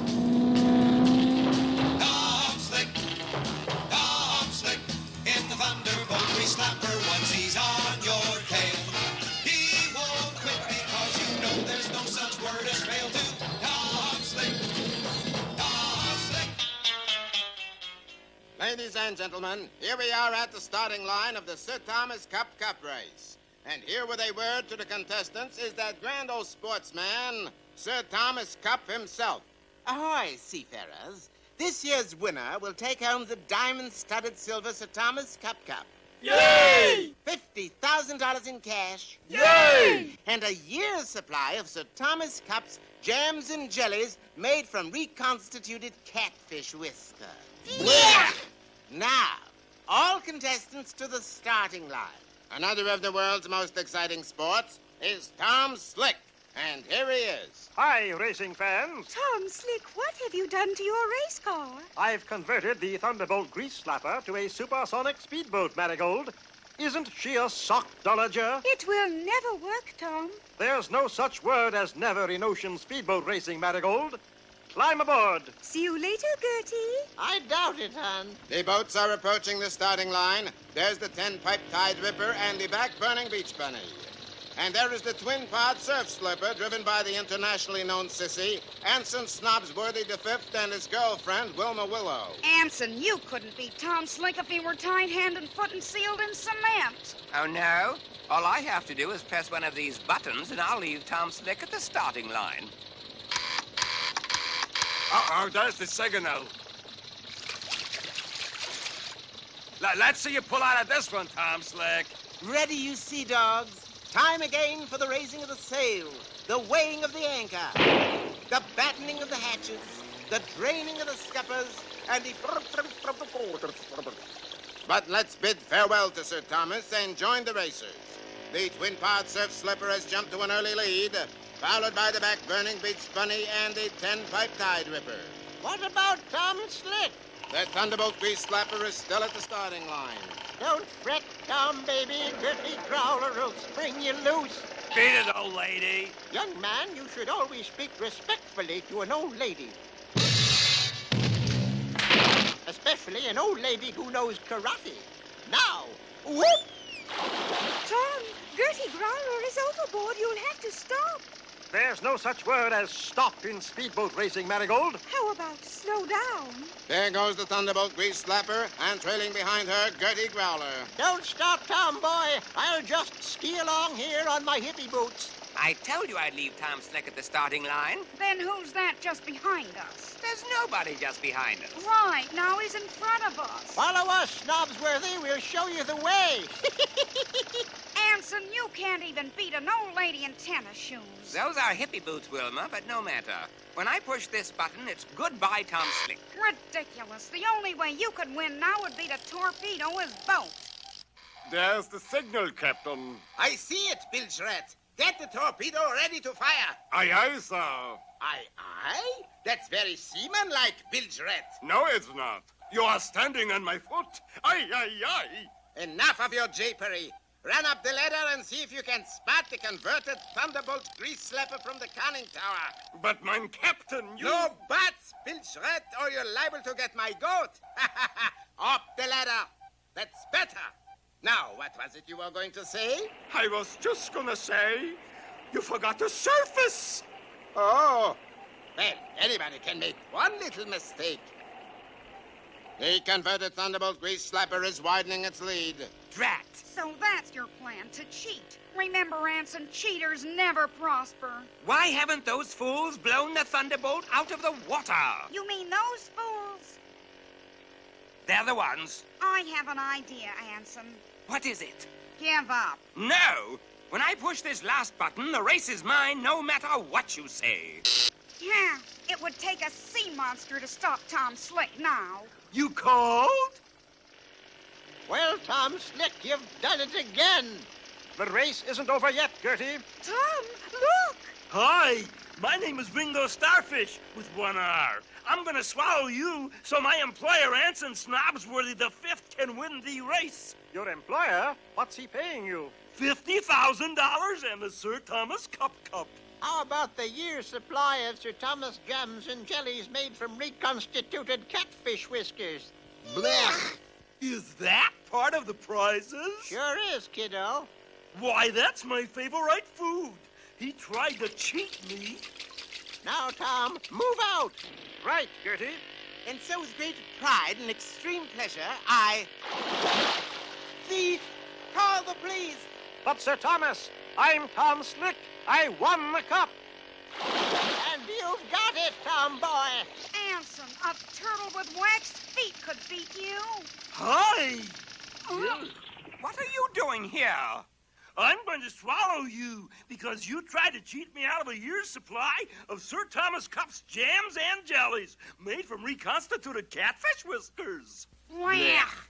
Anson, cheating on your own cheaters. Why? Willow, shut up.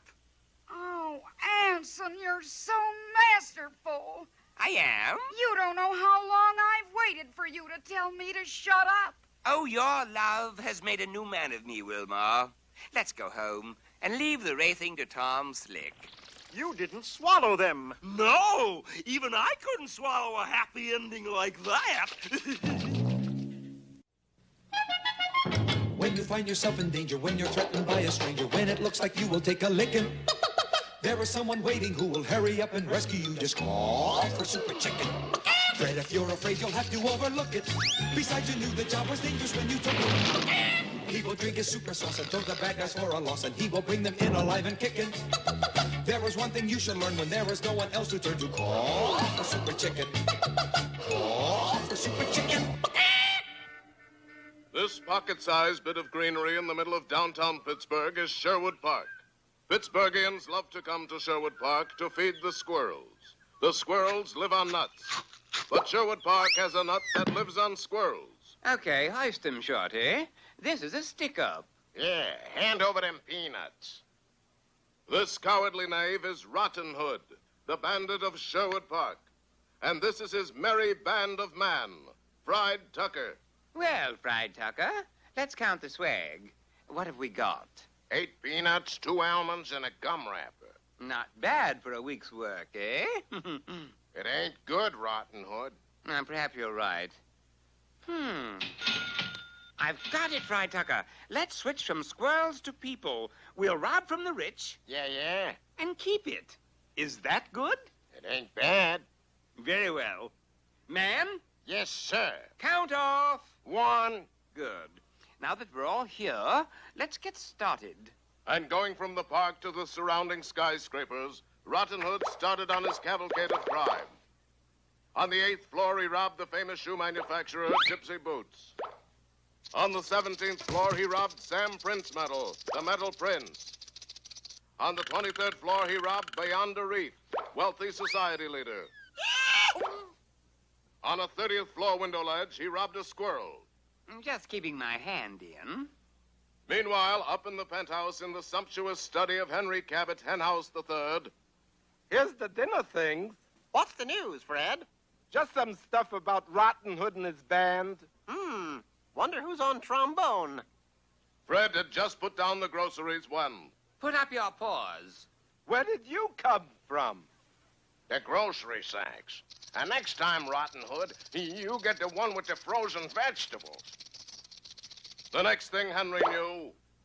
What is it, Fred? Don't tell me you're imitating a unicorn. No, I'm imitating a witness to a robbery. Who's being robbed? You. Rotten Hood made me open the kitchen safe and give him the housekeeping money. How much? $2 million. A trifling sum, but it's the principle of the thing, Fred. This looks like a job for... Super Chicken? You get the super sauce, I'll don my super suit. Is the super sauce? Must be a weak batch. Doesn't have the old zing. Oh, well, as long as it lets me fly. Funny. He's flying straight down. And small wonder, this is steak sauce. Super Chicken! Wait! He didn't wait. Sorry, Super Chicken. That was really steak sauce. How do you like that? Well done, Fred. Here's the super sauce. Drink. And in seconds, the common chicken was transformed into Super Chicken. What happened to you? I was standing a little too close when the super sauce took effect. You knew the job was dangerous when you took it, Fred. Come on. With that, the mighty chicken took to the air to track down Rotten Hood. You drive, Fred, and I'll think. What about? I'm trying to figure out where Rotten Hood is hiding. Why don't you use your supervision? If I had any supervision, I wouldn't be running around in this funny suit. I'll help you think, too. That was a mistake, for Fred wasn't equipped to do both. I've told you before, Fred. If you drive, don't think. If you think, don't drive. But as luck would have it, the Super Coupe had landed right in Sherwood Park. Don't move. We're not alone. I thought you said they'd never find us here. Even the best laid plans go bad, Rotten. Let's go. Rotten Hood's arrow stuck to the side of the tallest office building in downtown Kansas City. Super Chicken wasn't far behind. Don't be alarmed, folks. We represent the law. Look at that mask. It's a holdup. He's a robber. He's a crook! Oh, come on. That's Super Chicken. Never mind, Fred. They don't watch television much here in Kansas City. But as Super Chicken dashed out, it's them. All right, Rotten Hood. Now you're going to get a taste of my superpowers, face to face. But as the mighty chicken started for Rotten Hood, a dreadful thing happened. His super sauce ran out. Where's all that big chicken talk now, Mr. Big Mouth? That hurts. The weary chicken tried to defend himself, but it was to no avail. Rotten applied his famous hoodlock and began to squeeze. But at that moment, faithful Fred dashed to the rescue. Drink it, drink it. Not more steak sauce. It's the real thing, Super Chicken. It's super sauce. Sure enough, it was. The beaten bird once again became Super Chicken. Let me at him. Come on and fight. Easy, champ. The fight's over. What happened to Rotten Hood? He was standing too close when the super sauce took effect. He knew the job was dangerous when he took it, Fred. Rotten Hood and his not-so-merry man got 20 years to think over their crimes. I've got it. Next time, let's steal from the poor. Oh, shut up. And the mighty bird, against prejudice, continues his fight for law and order. So when you hear that cry in the sky, you'll know it's Super Chicken.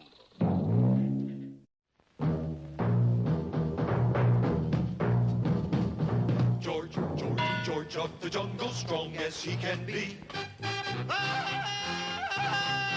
Watch out for that tree. George of the jungle lives a life that's free.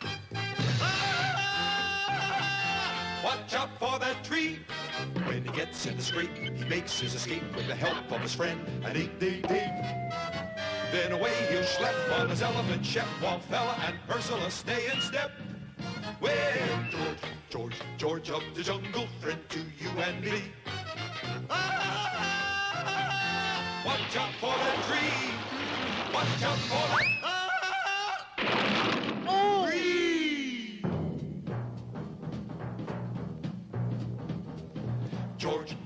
George of the jungle, friend to you and me.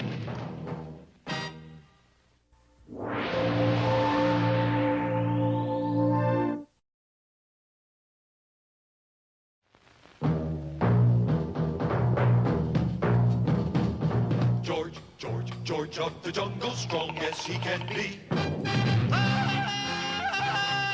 Watch out for that tree. George of the jungle lives a life that's free. Watch out for that tree. When he gets in the scrape, he makes his escape with the help of his friend, an 8-day Dave. Then away he'll schlep on his elephant, Shep, Wallfella, and Ursula stay in step. Well, George of the jungle, friend to you and me. Watch out for that tree. Watch out for that tree.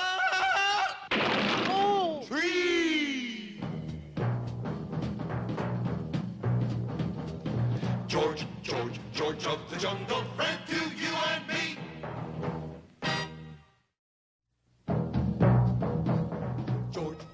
George of the jungle, strong as he can be. Watch out for that tree. When he gets in the scrape, he makes his escape with the help of his friend, an 8-day Dave. Then away he'll schlep on his elephant, Shep, Wallfella, and Ursula stay in step. Well, George of the jungle, friend to you and me. Watch out for that tree.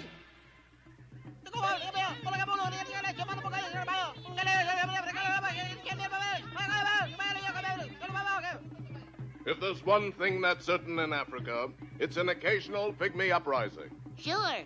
When you're as little as we are, there's no way to go but up. These little guys mean big trouble for the district commissioner. Get me George of the jungle. Quick. Oh, George, here. What took you so long? Couldn't get express fine. Had to take local. George, I'm having trouble with my pygmies. George, fix. What are you doing? Rub Commissioner's foot. Not piggies. I'm having trouble with my pygmies. Pretty bad bunion there.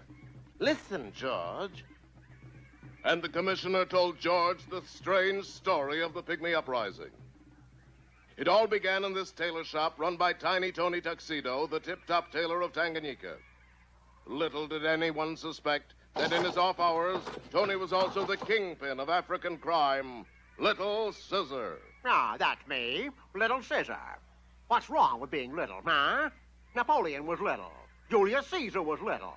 Genghis Khan was little. Orphan Annie was little. Now, you big guys have had it, see? Us little guys are going to take over now. Right, fellas? Right, boss! Misled by Tiny Tony Tuxedo, a gang of diminutive desperados had taken advantage of their small size to infiltrate neighboring villages and make off with all the available livestock. Round 'em up, hit 'em out, round 'em up, hit 'em out, round 'em up, hit 'em out, raw hen. Becoming bolder, Tiny Tony's terrible tots invaded the city and intercepted 2 bank messengers. The guards reached for their pistols. Stop or I'll shoot! Bang, bang, bang. Click, click. Heck, I'm out of ammunition. What's more, the district jails wouldn't hold the malefactors who were caught, for they kept escaping by slipping through the bars. Yeah, this is only the beginning, you guys. Stick with Tony and we'll rule all of Africa. Yeah. Commissioner got problem, all right. I'm glad you see that, George. Yes, this little piggy got ingrown toenail. George, give me back my foot and get going after Tiny Tony. George, here. And oh boy. That's obey. Whatever. Does look a bit inflamed at that. Riding his faithful elephant Shep and accompanied by his faithful ape, George approached the pygmy territory. Suddenly... All right, reach, you guys. Who, you? Me? I'm king of the pygmies, is who? How did you ever get to be king of the pygmies? 'Cause I'm a big man, that's why. But you just a shrimp. Now, to you, I'm a shrimp. To them, I'm Wilt the Stilt. District commissioners say, bring you in. Now, we'll see what my boys have to say about that. Careful, George. Those are blowguns. Each one is loaded with a poison dart. Well, that demonstration proved too much for faithful Shep. He fainted. Fortunately for the principles of truth and justice and George, he fainted right on the pygmy gang. Well, maybe my gang has given up, but not me. I'm going to use strategy, see? What strategy? I'm going to run like a rabbit. The little criminal took off like a shot, but he hadn't reckoned on George's fantastic knowledge of jungle trails. Sure. Cute. That's shortcut, George. Funny. That's what signs say, too.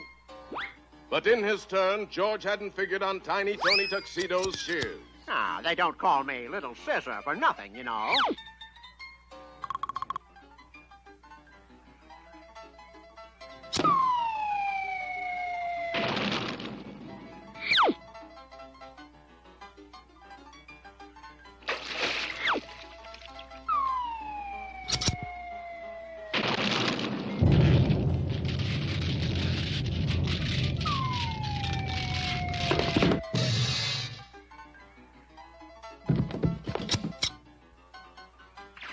Then the mean little thief planted himself at the foot of a banyan tree for a last-ditch defense. Without hesitation, Mighty George seized a stout vine and launched himself straight at the little kingpin of crime. And this is where my strategy comes in, see? Whipping out his most deadly shears, Little Scissor aimed them straight at the oncoming George. Uh-oh. But Little Scissor hadn't taken one thing into account. George missed. And so shortly, Little Scissor found himself behind bars. Commissioner, put them in jail?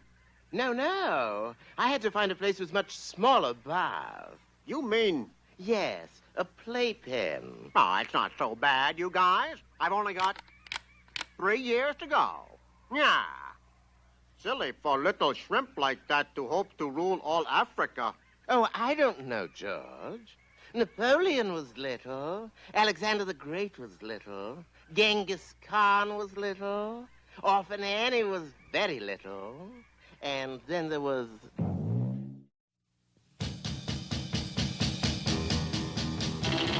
Tom Slick, let me tell you why he's the best of all good guys. Tom Slick, in the Thunderbolt Slapper once he's on your tail. He won't quit because you know there's no such word as fail to Tom Slick.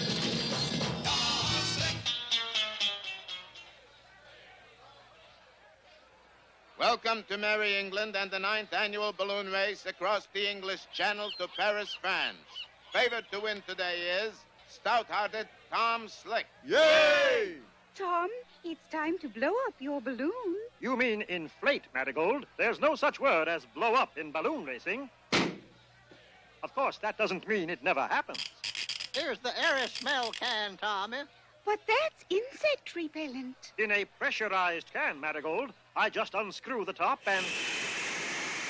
Ooh. Does insect repellent work better than helium? No, but I'm not bothered by little crawly things. What a stirring sight, folks. There is the flying salami, piloted by the noted Italian gourmet, Fellini Scalapini. Yay! There's the Tokyo Teensy, the world's only transistorized balloon. Yay! And here is the international spoiled sport, Baron Automatic, with his mascot. Mascot? Rupert here's going to win the race for me. Yes, Master. What I do? Nothing, Clutcher. I'm just warming up. Now here is the starter, Sir Stanley Steamer, talking with the pilot of the British balloon. I say, can we win, Ponsfoot? Not a bleeding chance, Gov. But I've bet a bundle on you. I'd better give you a head start. Bit crooked, isn't it, Gov? Nonsense. Let's just call it British racing luck. On your mark. When I drop these sandbags, you let go, Gertie. Right. Get set. Go! I say, what happened, Ponsfoot? Let's just call it British racing luck, Gov. Let's go, Gertie. The balloons are at 500 feet. Gertie, you're holding us down. 1,000 feet. Gertie, let go. But, Tom, we're 1,000 feet up. Oh, why didn't she let go at 500? 'Cause some low-down skunk put glue on the trail rope, that's why. Glue on the trail rope? Whose rotten, sneaky idea was that? Yours, Master. You'd better believe it. And now the Tokyo Teensy drops its sand ballast and takes the lead. You know what to do, Rupert. Uh-oh, it looks like sleepy by time for the Japanese Sandman. Now the flying salami is in first place. But wait, Fellini Scalapini is attacking his own balloon with a knife and fork. He's cutting slices off it. Hey, that salami looked good enough to eat. So I ate it. What a terrible mistake. You said it. Needs much more garlic. Now, Rupert, fly your evil little heart out for Uncle Otto. Tom, the Baron is beating us. Golly whiz, Marigold. The extra weight is holding us back. You hinting that old Gertie is a drag? You girls will just have to draw straws to see who's going to jump. Jump? It's the only way to lighten the balloon. But, Tom, we're 10,000 feet up. Well, I suppose I could go down to 8,000. Oh, that is big of you, Tom. It's still higher than the average curb. Well, Clutcher, we should sight the Eiffel Tower soon, and...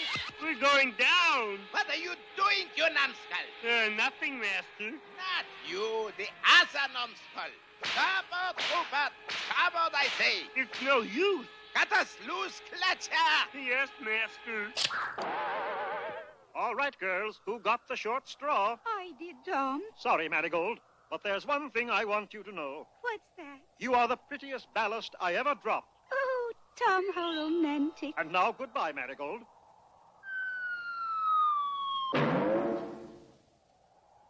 We're going down again. Drop a cent back. I can't. There is a stowaway in the way. Very good. Well, your little trick won't work, Liebchen. Someone is going to have to jump out of this balloon, and you know who it is? Me? No, Clutcher. Why me? Because personally, you have never appealed to me, Clutcher. Jump! Yes, master. Tom, we're losing altitude. Yes, that miserable toady Clutcher has just landed on top of our balloon. How could he land on top of our balloon when we were above him? Let's just call it British racing luck, Gertie. Now to use my secret weapon. Uh-oh, the Baron is cheating again. I shall have to devise a cunning strategy. I know. You want us both to jump. No, take these oars and row as you've never rowed before. That'll be easy. I've never rowed before. Stroke, stroke, stroke, stroke. You will never outwit Baron Automatic. Farewell, Tom Slick.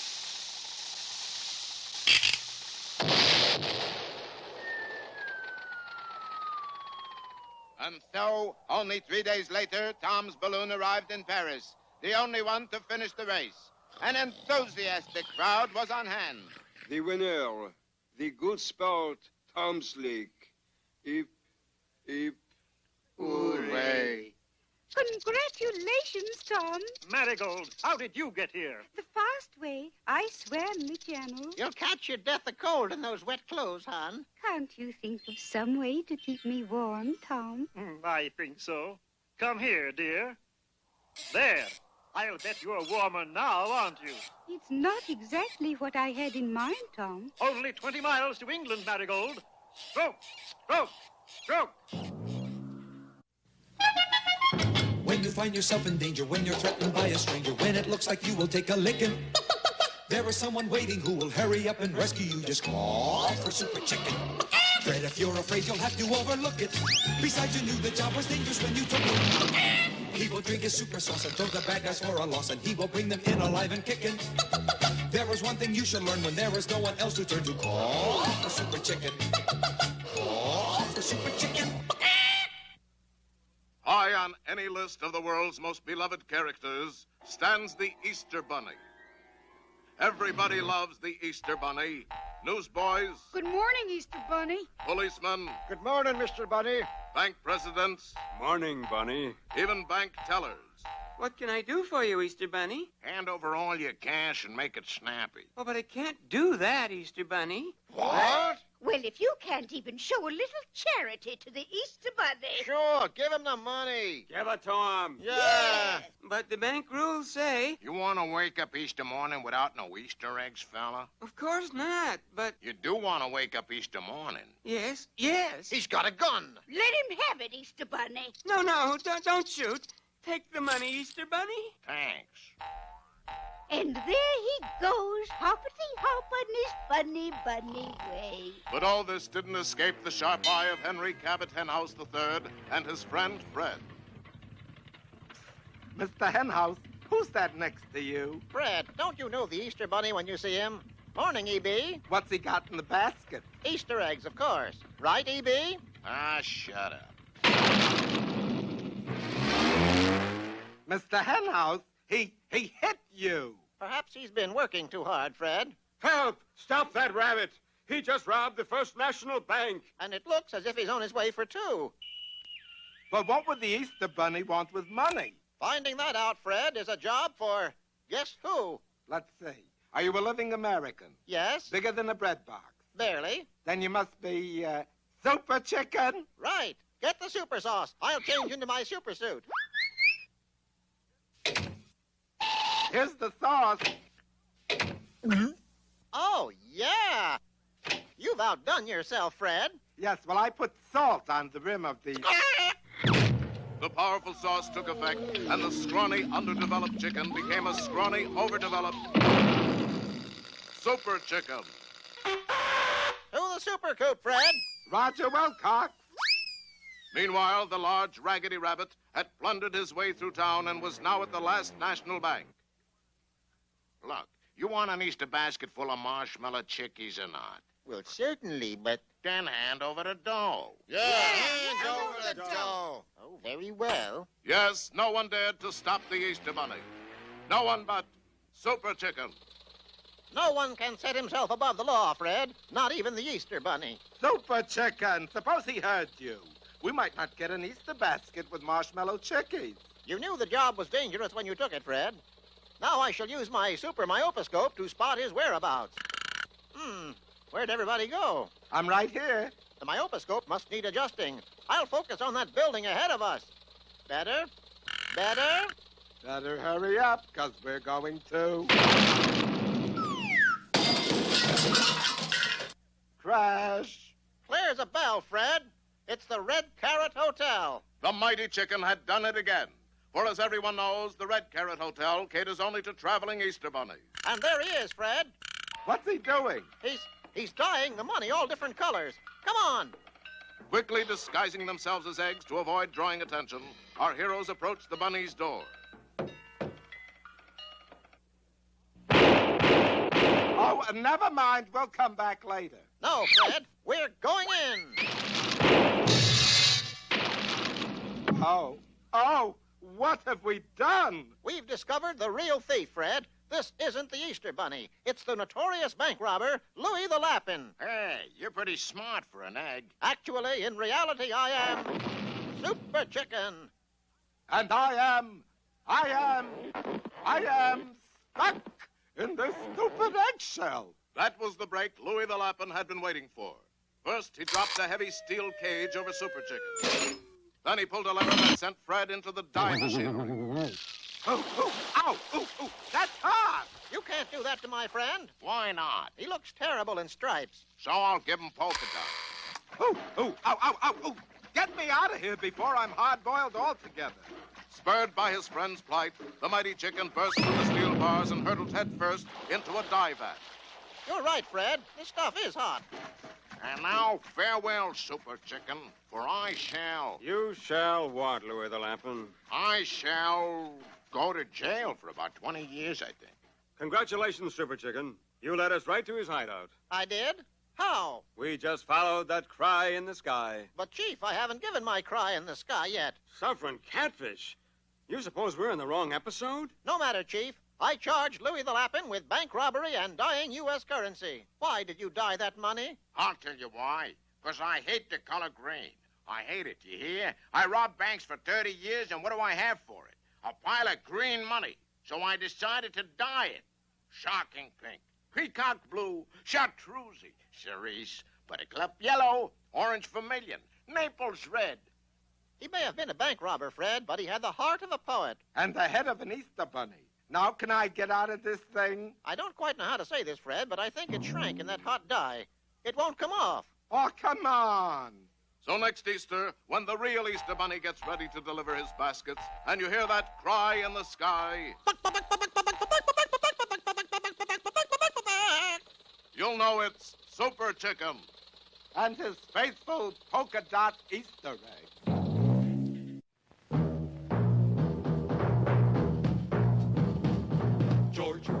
George of the jungle, strong as he can be.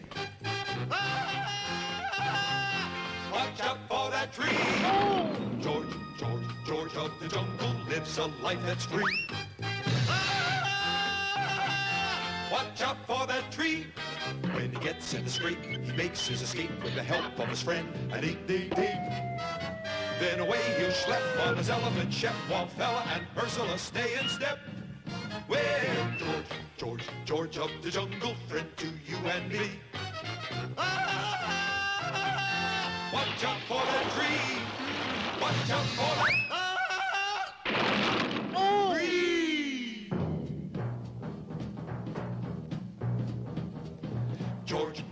George of the jungle, friend to you and me.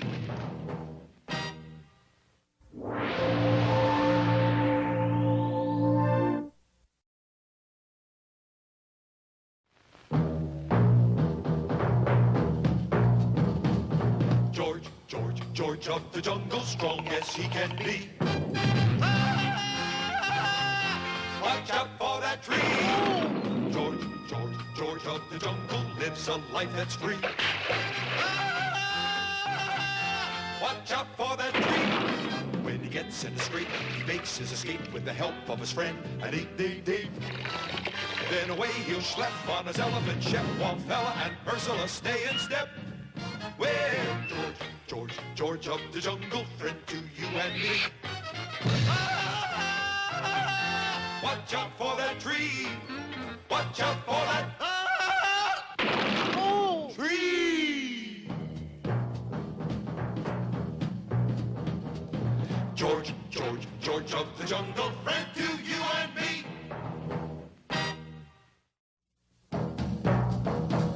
George of the jungle, strong as he can be. Watch out for that tree. When he gets in the scrape, he makes his escape with the help of his friend, an 8-day-day. Then away he'll schlep on his elephant ship, while Fella and Ursula stay in step. Well, George of the jungle, friend to you and me. Watch out for that tree. The district commissioner's proudest boast was the Nairobi and Grand Trunk Railway, which opened up the inner fastness of the jungle. It's a wizard way to go, gentlemen. Good heavens, Carruthers! What's that? Appears to be an ape of some sort. It doesn't seem smart enough for an ape. It's George of the jungle. What is it, George? Steel track, Commissioner! Steel track! Yes, George. Steel track is what makes it ride so smooth. What happened? George, say already. Somebody steel track. It was true. Some evil miscreant had made off with 25 miles of railroad track, leaving only a barren swath through the jungle. Our railroad is missing. What is it, George? Steel track. George make joke. Please, George. There's only one man in all Africa whose evil mind could conceive of such a dastardly crime. Ladislaus Proznicki. Ladislaus Proznicki? It was first name that came to mind. No, I mean our local mad scientist. You mean that dentist fella from Illinois who turned to a life of crime? Yes, Dr. Chicago. That's me, Dr. Chicago. So they're on to me, are they? Well, I'll be ready for them. First, we must find out how he's stealing the railroad tracks. Steel tracks? Oh, stop it, George. It's my guess he'll try to get the rest of them. Commissioner, right. There go one now. George, that rail is stealing itself. Steel track. Steel track. Oh! George! Grab the next rail that goes by. George did, and made an amazing discovery. The rail was being carried by one large African ant. Stand back! But when the commissioner tried to step on the tiny thief... He judoed me. Hey, why you don't pick on somebody your own size? Follow that ant. Not too closely. His superb jungle training allowed George to track the ant through the thick underbrush until they came to a large clearing. George, look! Those super ants are using my rails to help build an impregnable fortress. Yes, a fortress from which I, Dr. Chicago, will rule the world. Come, George. We're going to get to the bottom of this in a hurry.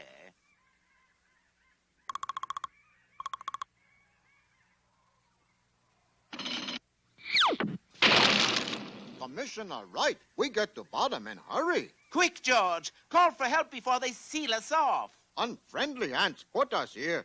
George called friendly ants to save us. Good idea. Sure enough, high above in the clearing, there was a rustling in the underbrush, and two friendly ants emerged. Hello, Jemima. May, what a lovely hat. Unfortunately, George had called the wrong kind of friendly ant. And now, since you won't be around to see it happen, I shall reveal my secret plan. I just knew you would. In this flask is the world's total supply of my invention. concentrated essence of elephant. Concentrated essence of elephant? It gives any creature the strength of 100 powerful pachyderms. Watch. And Dr. Chicago fed a tiny drop of the extract to a hummingbird. No, I can see it all now. Ants that can mop up a marine. Beetles that can take on a tank. Mosquitoes that can pulverize a plane. And this ruler of the world, that little old kingmaker, me. What are you laughing at? Steel tracks. Oh! Now, I shall feed essence of elephant to the centipede and watch him stomp you to death. George, we've got to do something. All righty. How this for openers? Well done, George. Now swat the doctor. Too late. The sly fiend had made his escape and was heading for the roof where a helicopter waited to whisk him away. He left a few drops of essence of elephant. Drink it, George. Now, how do we get out of here? This way. But there's no door.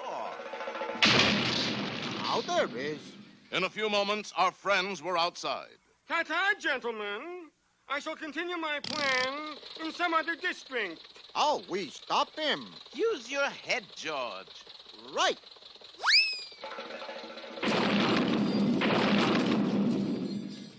Well done, George. The fortress is ruined. Me too. Now rebuild railroad. With these rails, they're bent hopelessly out of shape. But Super George wouldn't take no for an answer.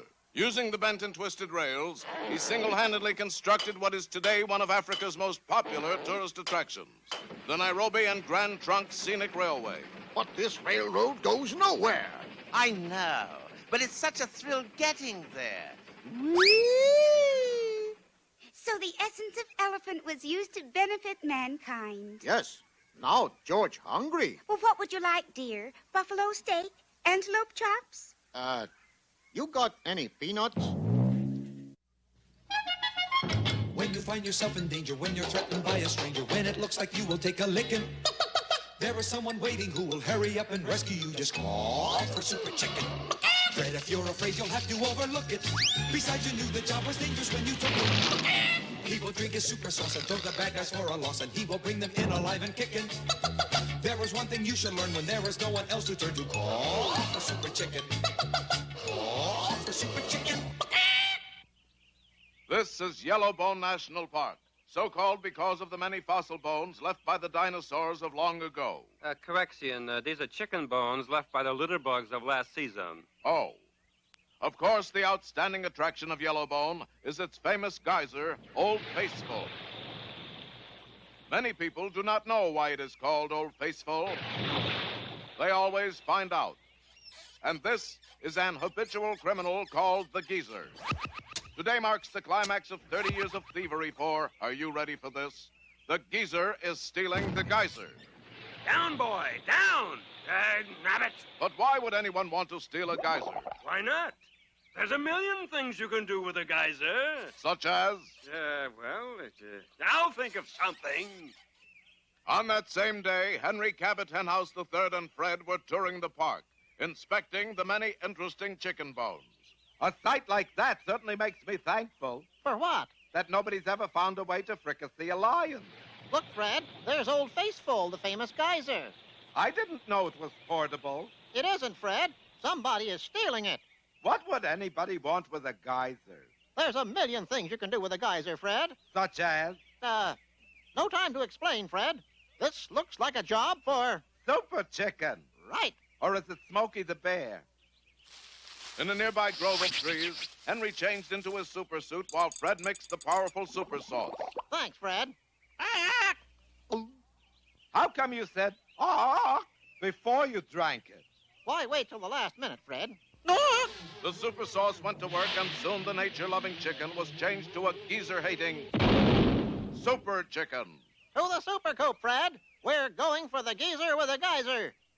Roger Wilcox. And the mighty bird took to the air. He should be easy to spot, Fred. Why? It's pretty hard to disguise a geyser. Aha! There it is.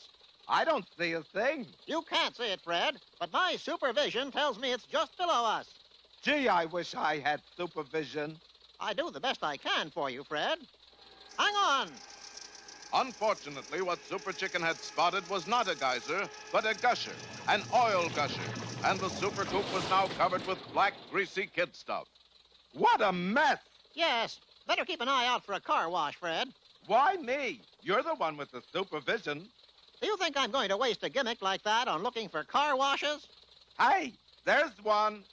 But as fate would have it, that particular car wash had just opened under new management. The Geezer's Geyser. Super car wash. I told you I'd think of something. This car wash will make me a mint.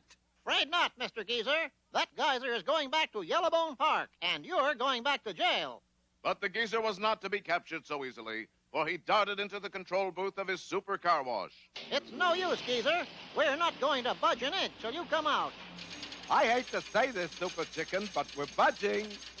Yes, a powerful chain had fastened itself around their ankles and was dragging them toward the geezer's super car wash. Never fear, Fred. I still have an arsenal of secret weapons. Not for long, Super Chicken. Well, so much for the secret weapons. Got my best plumed hat, too. Well, I've still got my super brain. I thought that went with the hat. The geezer now put the car wash into high gear, and our heroes began to have a very rough time. They had their white sidewalls steamed. Ow, ow, ow. They had their bumper guards polished. Ow, ow, ow, ow, ow.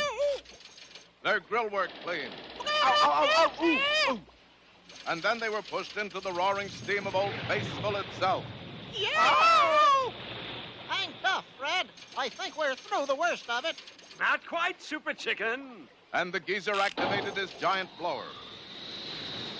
There's more than one way to pluck a chicken. We'll never get out of this in one piece, Super Chicken. I know, Fred. I'm losing pieces already. There's only one thing to do. What? Can't you guess? No. Give up? Now there's an idea. Hey, geezer, we give up. No. I'm talking about my total destruct button. But that'll blow up 5 city blocks, and us with it. You can't make an omelet without breaking eggs, Fred. But we're not cooking, Super Chicken. It's just a matter of time. Look. The geezer is sending us into the infrared drying oven. I was wrong. Somebody did find a way to fricassee a lion. Okay, push the button. Bye, Fred. Don't think it hasn't been... What happened? You must have been standing at the exact center of the explosion, Fred. But what about you? I was slightly to one side. But in just a short time, our friends had things put to rights again. Yes, Fred, the geezer is safely locked in that jail. Super Chicken, that's Old Faithful. You put the geyser in jail by mistake. I did? And if the geyser's in jail, where's the geezer? He's, earning an honest living, Fred. Where? In Yellowbone National Park. The mighty chicken had triumphed again. So when you hear that cry in the sky,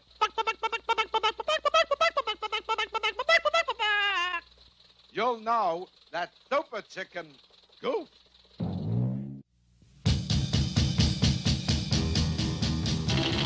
Tom Slick, let me tell you why he's the best of all good guys. Tom Slick, in the Thunderbolt Slapper once he's on your tail. He won't quit because you know there's no such word as fail to Tom Slick. One of America's fastest-growing sports is drag racing, an exciting competition where way-out-looking machines take the green light for a quarter-mile burst of blinding speed. Hi there, ladies and gentlemen. This is your announcer, Dick Tulane, bringing you the top event in drag racing. It's the forthcoming Drag Classic, sponsored by Arnold Forthcoming, the Magneto King. The drag's in the bag with a forthcoming mag. Thank you for them words, Arnold. What a field of contestants we have on hand. There's the race-driving movie star, Steve McQueasy, and his widescreen big wheeler. There's Harley Angel and his switchblade top hopper. Hiya, Harley! Harley's a real competitor, yes, sir. Yay! And here, in the modified Thunderbolt grease slapper, the defending champion and all-around All-American, Tom Slick. Hey! And for the first time in drag racing history, a competitor from the reaches of outer space. Dranko, the dragster, from the planet Mirth. Hey! Dranko, I welcome you in the name of clean competitive sport and the United States of America. Not necessarily in that order. Yay! Cut the handshake, Jazzbuster. Let's drag. A surly kind of chap, Marigold. Hi, Tom, baby. All ready for the big go? Steady, Gertie Growler. That jet-powered skateboard is no toy. Remember, Tom, Gertie set the land speed record for skateboards, 81 miles an hour. Was it 800? Only my specs fogged up. Look, Tom. Dranko the dragster is fueling his rail with pills. Right. These power pills are guaranteed to go to work fast, fast, fast. Twice as fast as regular fuels. Fancy fuels don't worry me, Dranko. But besides the pills, I also have a secret weapon. A secret weapon? I cheat. Ill-mannered fellow. The first heat will be run between Tom Slick and Steve McQueasy. There they go. The winner, Tom Slick. Yay! Well, it's back to Hollywood and the race to stardom. The next heat will be between Dranko the dragster from outer space and a tough competitor, mighty tough competitor, Harley Angel. And there they go. Uh-oh, Harley's car is still at the starting line. The winner, Dranko the dragster. What's this? Harley Angel crying because his car wouldn't start? Just goes to show you, folks, even fellas like Harley have their gentle side. But mostly they're tough, mighty tough. Too bad, Angel baby.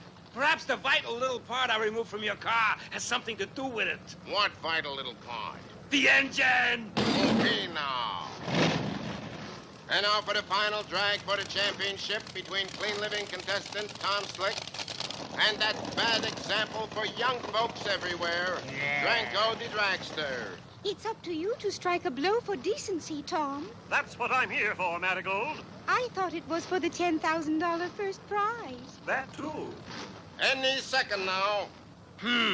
Tom Slick is not one to be taken in by obvious tricks. I must conjure up some way to distract him.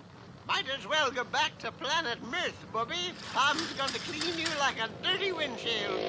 The old lady. The very thing. Uh-oh. Dranko has just flipped one of his power pills into Gertie Growler's intake manifold. Oh, land of Goshen, criminally. Oh! Tom, Gertie Growler is on a runaway skateboard. You must save her. But Marigold, the light is flashing yellow. Quite a little dilemma you got there, Buster. Well, This is no time for indecision, Tom. There's no such word as indecision in drag racing, Marigold. I just can't make up my mind. It is a tense moment, but look, Gertie Growler's runaway skateboard has just swerved onto the drag strip. And there they go. It's the drag of the century. Gertie Growler is in the lead with Tom Slick and Dranko. Hubcap to hubcap behind her. Now the Thunderbolt grease slapper forges ahead. Hop aboard, Gertie. Is that you, Tom boy? Wouldn't you tell, Gertie? Nope, my specs fogged up again. The winner and still champion, Tom Slick. Hey! You see, Mr. Dranko, on Earth or off it, cheaters never prosper. Yeah, but what bugs me is that skateboard beat me too. Never fear, you will get your just desserts. Don't be silly, Toots. Good guys like Tom Slick never hold a grudge. Bad guys like me do. Here, Dranko, have a few of your own power pills. And there goes Dranko the Dragster back to planet Mirth. Without even saying goodbye, he has no manners at all. He won't trouble us again, thanks to Harley Angel. Yes, Marigold, even fellows like Harley Angel are good guys sometimes. But mostly they're tough, mighty tough.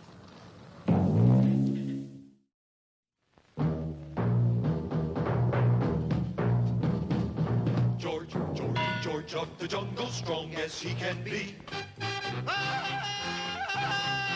Watch out for that tree. George of the jungle lives a life that's free. Watch out for that tree. When he gets in the scrape, he makes his escape with the help of his friend, an 8-day date. Then away he'll schlep on his elephant, Shep, Wallfella, and Ursula stay in step.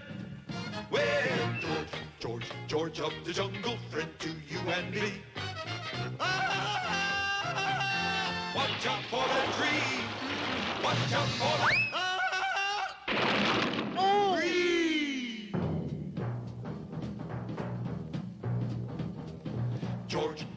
George of the jungle, friend to you and me.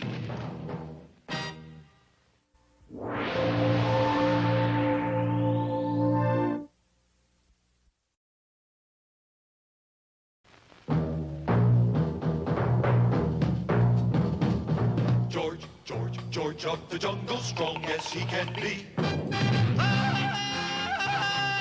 Watch out for that tree.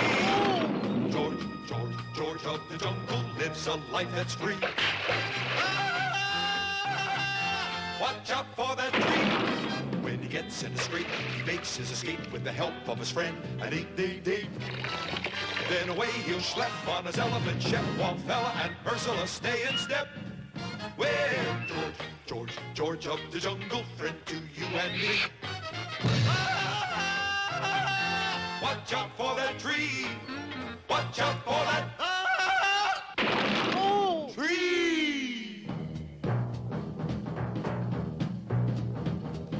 George of the jungle, friend to you and me. George of the jungle, strong as he can be. Watch out for that tree. When he gets in the scrape, he makes his escape with the help of his friend, an 8-day date. Then away he'll schlep on his elephant, Shep, Wallfella, and Ursula stay in step. Well, George of the jungle, friend to you and me. Watch out for that tree. Our hero, George, faces many dangers in his life as king of the jungle. For one thing, the jungle is full of trees. Then there are snarling leopards. Not to mention the crosstown traffic. With all these things, do you think it's fair that he should have to tangle with a mad scientist? No! Yes, it is I, Dr. Chicago.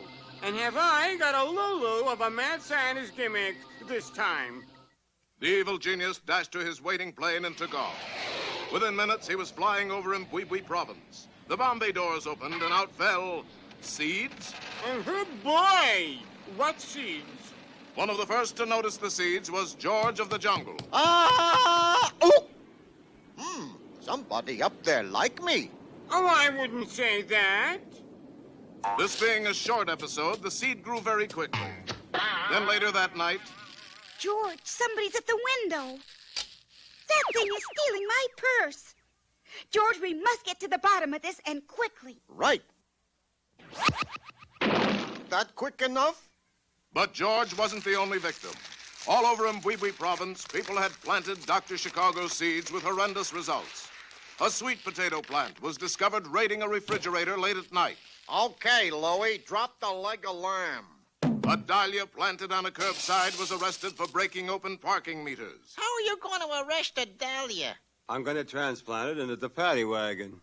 A light-fingered morning glory tied up the bank president and proceeded to open the bank vault. Naturally, the district commissioner called on George for help. George, these depredations must cease. Right, but first we stop robberies. I suppose you're right. What I can't figure out is where these flowers get rid of the things they steal. Hollyhock shop, maybe? Out! Out! Meanwhile, back at the treehouse. Okay, Bean Blossom. Go in there and steal George's most prized possession. No, not his rhinestone yo-yo. His mate. But the Mad Doctor hadn't reckoned on the sharp-eyed Tookie Bird. Eat, Tookie. Steal Rhinestone Yo-Yo and Ursula? That's infuriating. Dr. Chicago has made off with your true love? Yes, Rhinestone Yo-Yo. What's an Ursula? That's your mate, George. Oh, that long-haired fellow who never shaved? That's the one, and you must rescue her. And Yo-Yo. And Yo-Yo, yes. George, go. Ah! Meanwhile, in Bwee Province was in a turmoil. Angry householders tried to get rid of the plants, but to no avail. Let go, you stupid Sansevieria!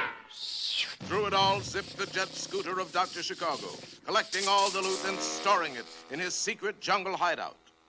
How about that, gorgeous? $100,000 in cash, an original fake Rembrandt. Soon I'll own everything in Bwee Province but the kitchen sink. I spoke too soon.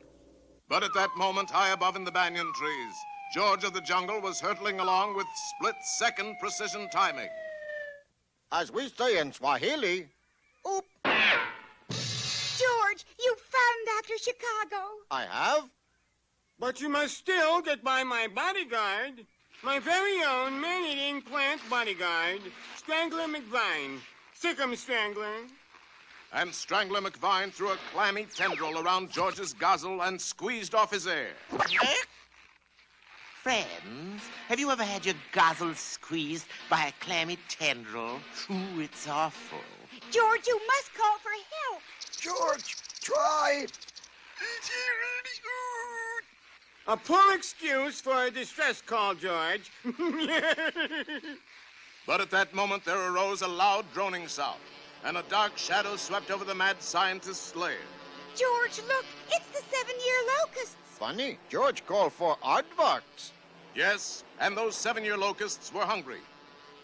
Seeing the huge bounty of Dr. Chicago's quick-growing plants beneath them, they peeled off in dining formation.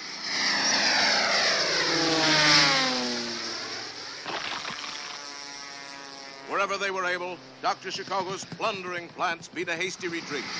Within a few hours, every one of them was done for. George, you've won. No, tell me. Tell him. That plant must have a weak spot somewhere, George. Perhaps it's ticklish. George, try. Kitchy. More, George. Coochie. Stop that idiot laughing and get back to man-eating. And the plant did just that. What is it you say in Swahili? Oop. Thank you. Oop. A fine job, George. We've been saved from Dr. Chicago's green leafy bandits. Got Yo-Yo back, too. Also, what's her name? Unfortunately, your little friends, the 7-year locusts, have eaten everything in sight. You owe the Mbwebwe government $3,000 in a pair of pants. Pair of pants? Your insect buddies chewed the breeches off of one of our leading citizens. George, get pants right away. Do hurry, George. There's a nasty draft. When you find yourself in danger, when you're threatened by a stranger, when it looks like you will take a licking, there is someone waiting who will hurry up and rescue you. Just call for Super Chicken. Dread, if you're afraid, you'll have to overlook it. Besides, you knew the job was dangerous when you took it. He will drink his super sauce and throw the bad guys for a loss, and he will bring them in alive and kicking. There is one thing you should learn when there is no one else to turn to. Call for Super Chicken. Call for Super Chicken. This is the Noodle, one of the world's richest and brainiest criminals. The sound you hear is the Noodle using his noodle to plan another perfect crime. I have it. Another perfect crime. Beastly! You rang, sir? No, as a matter of fact, I called. Sorry, sir. Find me a green cat and a blue vacuum cleaner, Beastly. I'm going to rob a bank. Very good, sir. At 2:30 that afternoon, the Noodle and his butler entered the city bank. All right, Beastly. Let the cat out of the bag. Very good, sir. Good heavens, a green cat. A green cat? Now, there's something you don't see every day. Purple, yes, but green? Everybody was so amazed at seeing a green cat that no one noticed the Noodle sucking up the bank's money with the blue vacuum cleaner. Come, Beastly. Time to go. After you, sir. And looking like any ordinary vacuum cleaner salesman and his butler, the criminals calmly walked out of the bank. Brilliant, sir. Another perfect crime. Not quite, Noodle. It's Super Chicken. And Fred. Please, the help should be seen and not heard. Quite right, sir. Now let's see how you like my super vacuum cleaner. You may have got the money, Super Chicken, but you shan't get me. Light the rocket on my back, Beastly. Very good, sir. He's getting away. Never. Light the rocket under my cape, Fred. I could have sworn I had a rocket back there. Must be in your other cape. Later, back at the Noodle's apartment. Super Chicken foiled me again. Yes, sir. It's no fun committing perfect crimes if I always get caught. No, sir. I must get rid of Super Chicken. Yes, sir. How, sir? Well, how else? I'll use my noodle. And in the incredibly short time of 2 minutes and 18 seconds, the Noodle had it. Beastly, get me a 7-pound watermelon. A watermelon? I don't get it, sir. Super Chicken will. A short time later, the Noodle was flying high over the city in his jet plane. 3, 2, 1. Drop the watermelon, Beastly. Very good, sir. The Noodle then landed, drove his limousine back to the city, and stopped in front of a bank. Ah, yes. Here comes the watermelon right on course. Paint an X on the sidewalk right there, Beastly. Very good, sir. Now to bait the trap. I am going to rob this bank. Aha! I heard you with my super hearing. And he saw you with his supervision, too. If he had any supervision, he wouldn't be standing on an X waiting for a watermelon. Watermelon? What watermelon? That watermelon. Super Chicken, are you all right? I beg pardon, sir. I don't think we've met. Super Chicken! Glad to know you, Super Chicken. Aha! My plan worked. That watermelon hit Super Chicken in his one weak spot, his head. His memory is gone. You mean he has anomony? You mean his memory is gone? Exactly. Super Chicken is now just another dumb clock. Come, Beastly, we have work to do. And as Super Chicken stood calmly by, the Noodle robbed the bank and strolled away. He's getting away! Here, drink some super sauce. It may help your memory. Sorry, Harvey. I never drink with strangers.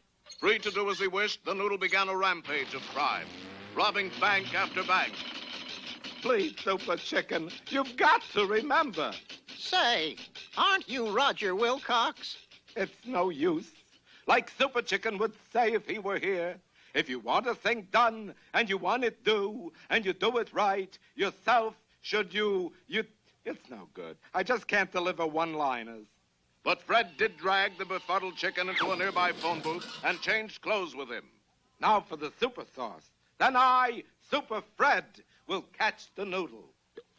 The super sauce went to work and quickly transformed Fred into a crumpled heap on the ground. I guess it just doesn't work on lions. Still determined to capture the Noodle, plucky Fred took the fuzzy-minded chicken to the super coop, put it into high gear, and shot it into the air. Bugga, bugga, bugga, bugga, bugga, bugga, bugga, bugga, bugga, bugga. Unfortunately, Fred didn't know the first thing about flying a super coop. He smashed through a water tower, hit a clothesline full of wash, zoomed to an altitude of 10,000 feet, and went into a power dive. Harvey. What is that? You are a lousy driver. Sue me.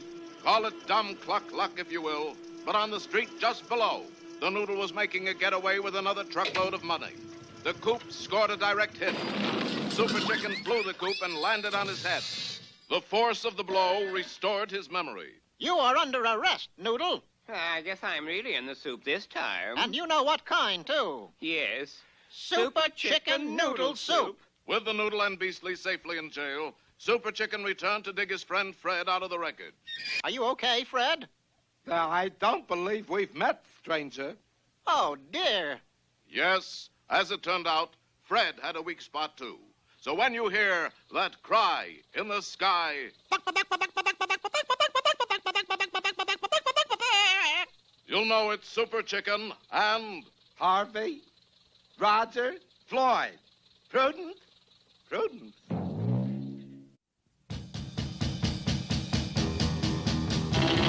Tom Slick, Tom Slick. Let me tell you why he's the best of all good guys. Tom Slick, in the Thunderbolt Grease Slapper. Once he's on your tail, he won't quit because you know there's no such word as fail to. Tom Slick, Tom Slick. Welcome to Furling Flatout Stadium and the Sid Schlock Stock Car Races. We are watching Sweet Willie Rollbar, the meanest man in stock car racing. Yeah, I love to bump guys off. The track. Sweet Willie has the highest qualifying speed in this race and the lowest moral standard. But in the assembly area is America's greatest good sport and clean liver, Tom Slick.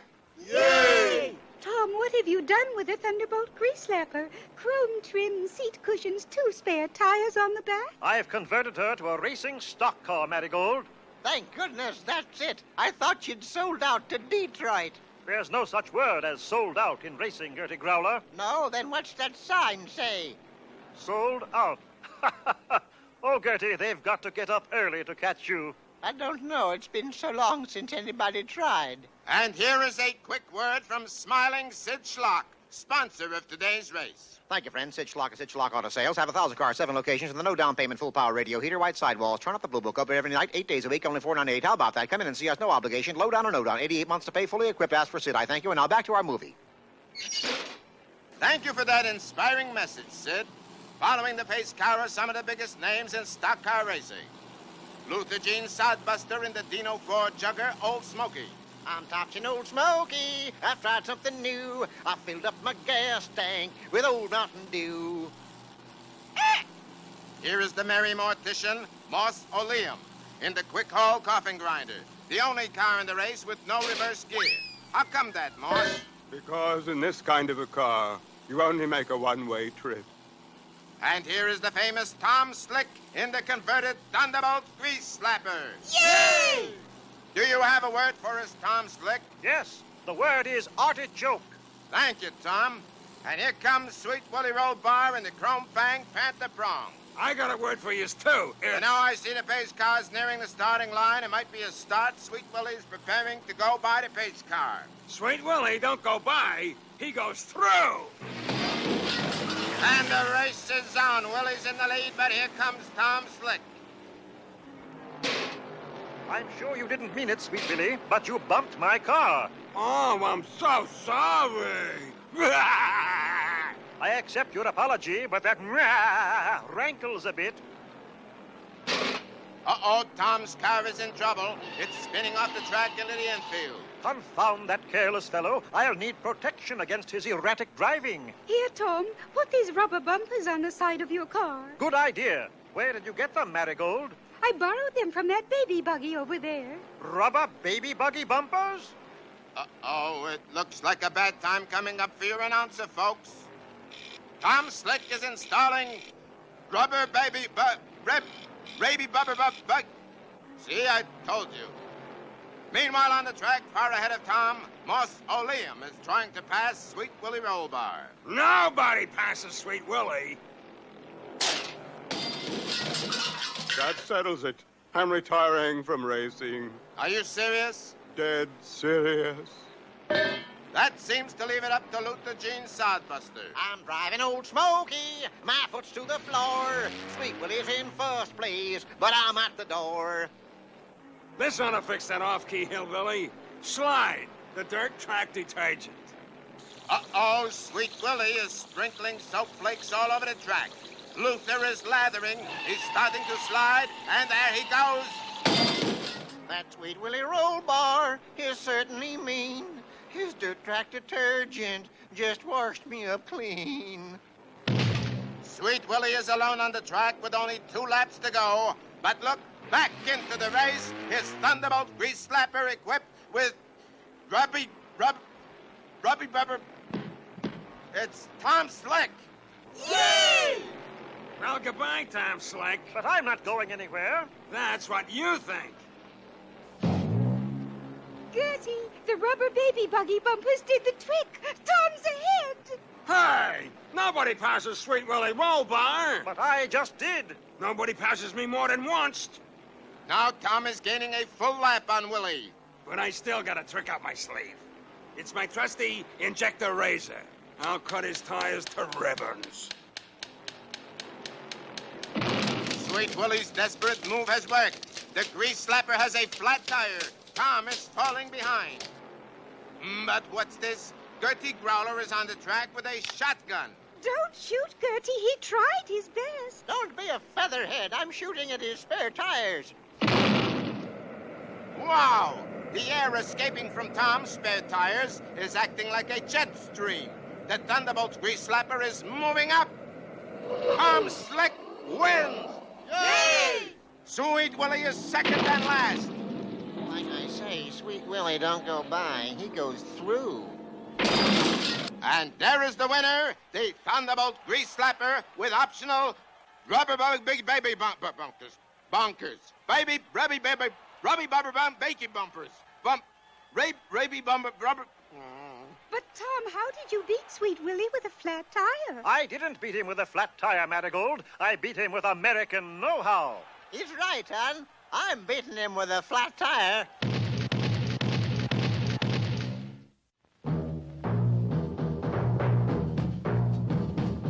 George of the jungle, strong as he can be. Watch out for that tree. George of the jungle lives a life that's free. Watch out for that tree. When he gets in the scrape, he makes his escape with the help of his friend, an 8-day date. Then away he'll schlep on his elephant, Shep, Wallfella, and Ursula stay in step. Well, George of the jungle, friend to you and me. Watch out for that tree. Watch out for that tree.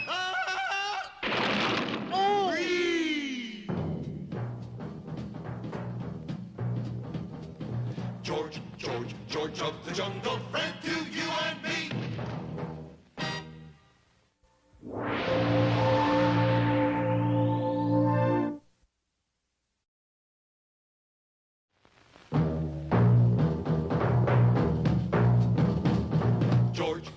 George of the jungle, strong as he can be.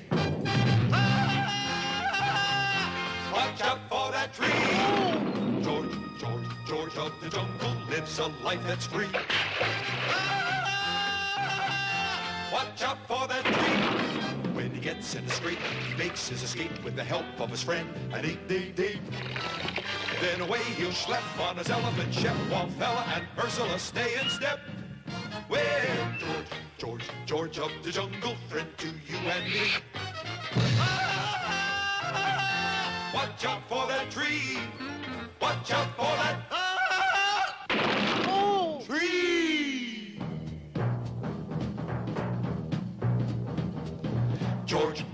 George of the jungle, friend to you and me.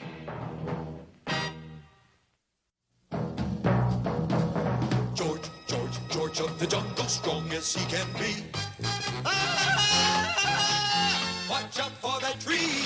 When he gets in the scrape, he makes his escape with the help of his friend, an 8-day date. Then away he'll schlep on his elephant, Shep, Wallfella, and Ursula stay in step. Well, George of the jungle, friend to you and me. Watch out for that tree. Our story opens today under the big top of Ring-a-Ding Brothers Circus. Ring-a-ding Brothers presents, for the first time anywhere, the great fettuccine in a death-defying triple somersault into a damp handkerchief. 1, 2, 3. Ooh. Uh-oh. He missed the handkerchief. Hey, that does it. I'm a quit. How come, Fettuccine? Because of that height. You didn't tell me it wasn't gonna hurt. Well, I guess we get a new trapeze act. Don't be silly. Where are we going to find anybody else stupid enough to try a triple somersault into a damp handkerchief?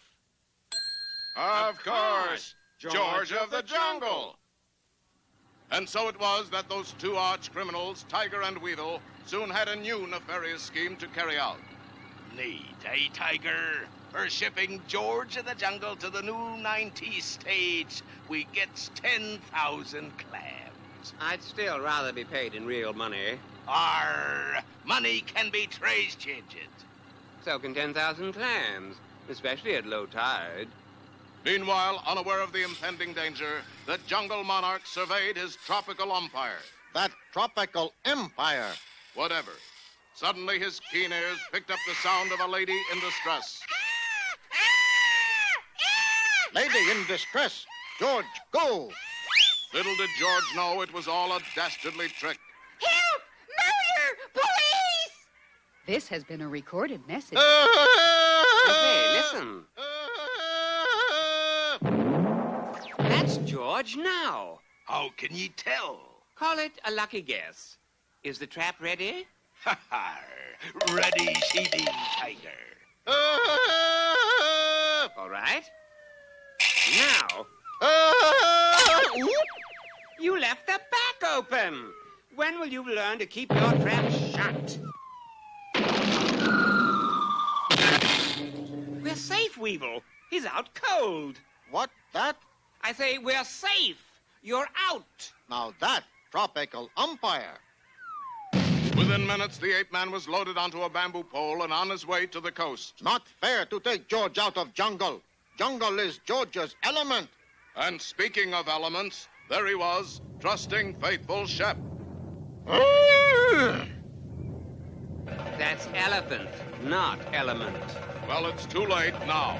Had a good doggy, Shep. Sick 'em, boy. Faster, Weevil. He's gaining on us.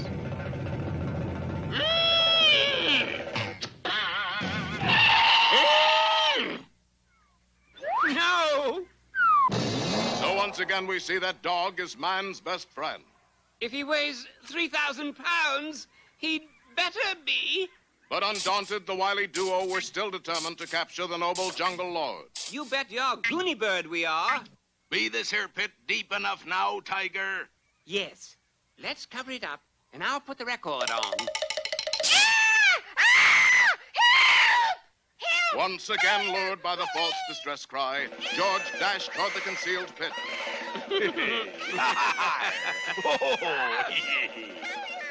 But just before George set foot on the trap... Oh, a lion! Run! This way! No, not this way! Oh, hi, Leon. Long time no titi. Crikey! Even the lions be on his side. Leon owed George favor. George once took thorn from his paw. Right, Leon? A fierce African storm raged all that night, and by dawn had poured down enough water to float the two villains out of their pit. I've been treading water so long, I've got webbed feet. How about you, Weevil? But 10,000 clams is 10,000 clams, and that very afternoon found the blackguards skulking beneath George's treehouse. George, how can you be so sure that Tiger and Weevil have gone? George, see no weevil, hear no weevil, speak no weevil. He's disappeared. I don't blame him. You beasts, what did you do? We came, we sawed, we conked him. Let's make tracks, Weevil. And so it appeared that the villains finally had George in their oily clutch. Ape, we must do something. I should think so. That hole makes a frightful draught. Things looked dark for our hero. That much better. Now George called for help from animal friends. What be that? You see, Any minute now, Wiggy, the rhinoceros, come to rescue. Sure enough, the bushes at the side of the road parted, and there came charging out of them not a rhino, but a giant man-eating mulberry bush. Seymour! How about that? George called for Wiggy. Get Twiggy. The fierce plant set to work and demolished the villain's jeep. Then it demolished the villain. We give up. Even the ready plants are on your side. Sure. Seymour owed George favor. You mean? Yes. George once took paw from his thorn. So the villains had to depart empty-handed. And now we shall never know whether George could actually do a triple somersault into a damp hanky. Ah! The answer is no. When you find yourself in danger, when you're threatened by a stranger, when it looks like you will take a licking, there is someone waiting who will hurry up and rescue you. Just call for Super Chicken. Fred, if you're afraid, you'll have to overlook it. Besides, you knew the job was dangerous when you took it. He will drink his super sauce and throw the bad guys for a loss, and he will bring them in alive and kicking. There is one thing you should learn when there is no one else to turn to. Call for Super Chicken. Call for Super Chicken. One children's birthday party is pretty much like another. First, there is the singing. Happy birthday, dear Billy Joe Richard. Happy birthday to you. Then comes the blowing out of the candles, the opening of the presents, and the robbery. Robbery? Yes, robbery.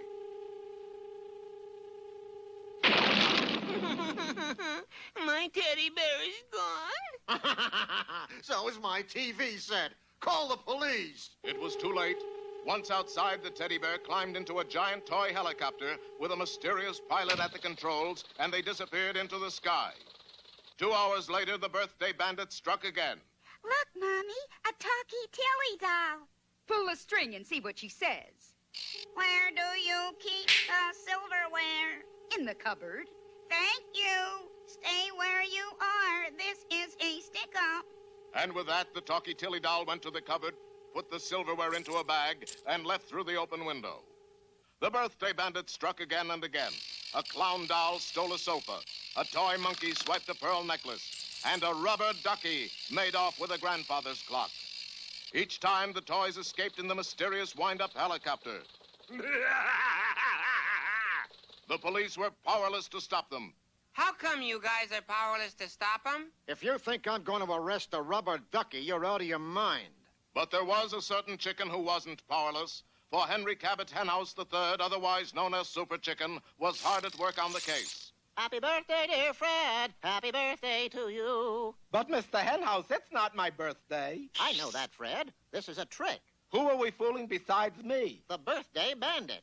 You mean we're going to arrest the rubber ducky? No, we're going to get the brains behind the rubber ducky. That's a funny place for brains. Going on with the fake birthday party, our clever heroes whooped it up. Whoop, whoop. They kept whooping it up for 2 weeks until finally... Happy birthday to you. Hooray.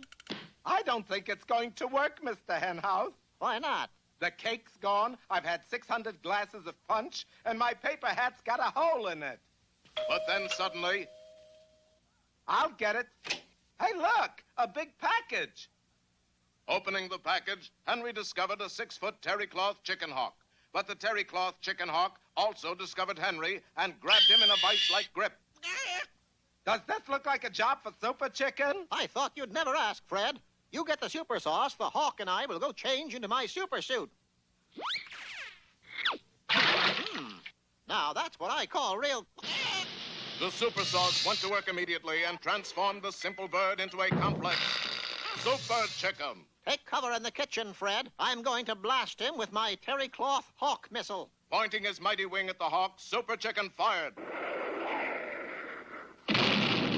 Did you miss or did the stove blow up? Before Super Chicken could even say, no time to explain, the hawk struck. But Terry Cloth is no match for an enraged Super Chicken. Breaking away, the hawk flew out the window. He's getting away. Exactly. Exactly? It's part of my super plan. We'll follow him, and he'll lead us to the brains behind the rubber ducky. To the super coop. Roger Wilcox. And our heroes took to the air.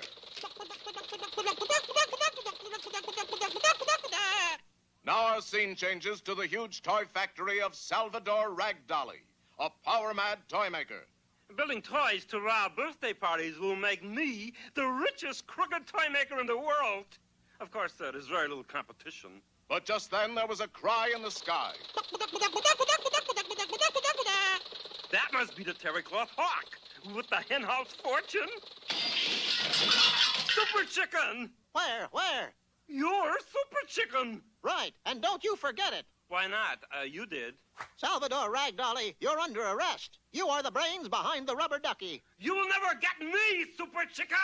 Give me one reason why not. Because a Super Chicken cannot defeat another Super Chicken. That's a pretty good reason. What does it mean? The crooked toy maker showed them. He opened a large box, and there stood a toy chicken drinking super sauce. The super sauce quickly went to work and transformed the common wind-up toy chicken into an uncommon wind-up toy, Super Chicken. Striking first, the toy Super Chicken fired a lightning bolt ray. Yow! Who can play at that game? Yow! Fighting myself is going to be tougher than I thought. Especially on me. Stand back, Fred. I'm going to ram him with my booster boots. Bending over, Super Chicken lit the rockets on his booster boots. But the toy Super Chicken did the same thing, and they streaked toward each other at incredible speed. Unfortunately for Salvador Ragdolly, he was standing between them, and when they came together... The winner and still champion, Super Chicken? After summoning the police, Fred headed the Super Coop homeward. Birthday bandit and henchman jailed. What do you say to that, Super Chicken? I am a Super Chicken Dolly, and this is a recording. Whoops. So when you hear a different kind of cry in the sky... You'll know I picked the wrong dummy. Ooh.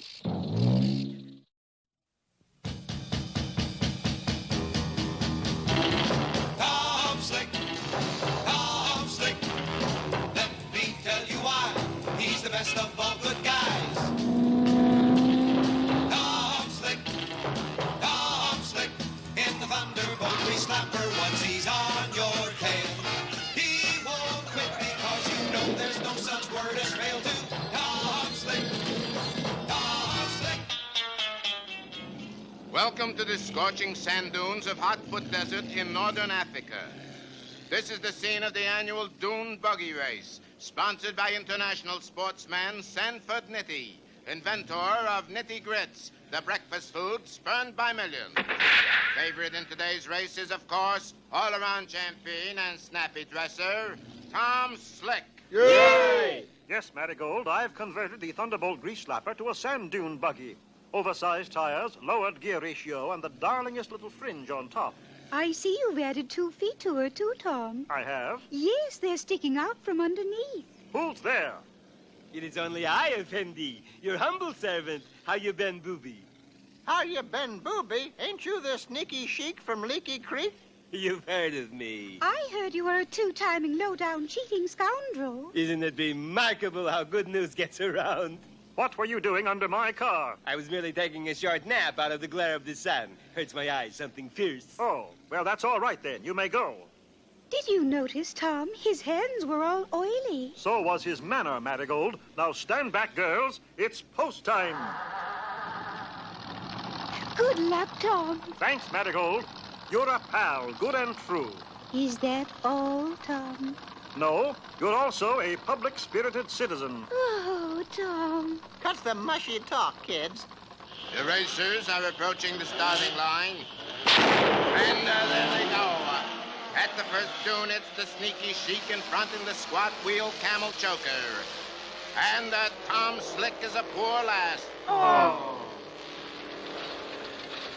Great gobs of goo. My oil pressure is down to 0. I knew it. That sneaky sheik took out Tom's crankcase drain plug.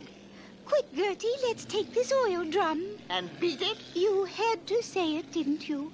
Guided by a trail of oil spots, Gertie and Marigold set out to wave Tom. Miles ahead, the sneaky sheik is protecting his lead. But here come the others. What is this? The sheik is dragging something behind him. It's a sand rake. Oh, dirty fool, dirty fool. Well, dusty fool anyways. Now the sneaky sheik turns a lever. The rake flips over and he jettisons the sand rake in the path of the oncoming cars. Blinded by dust, they cannot see it, and... Uh-oh, it's blowouts for everybody. Of course, I don't play favorites.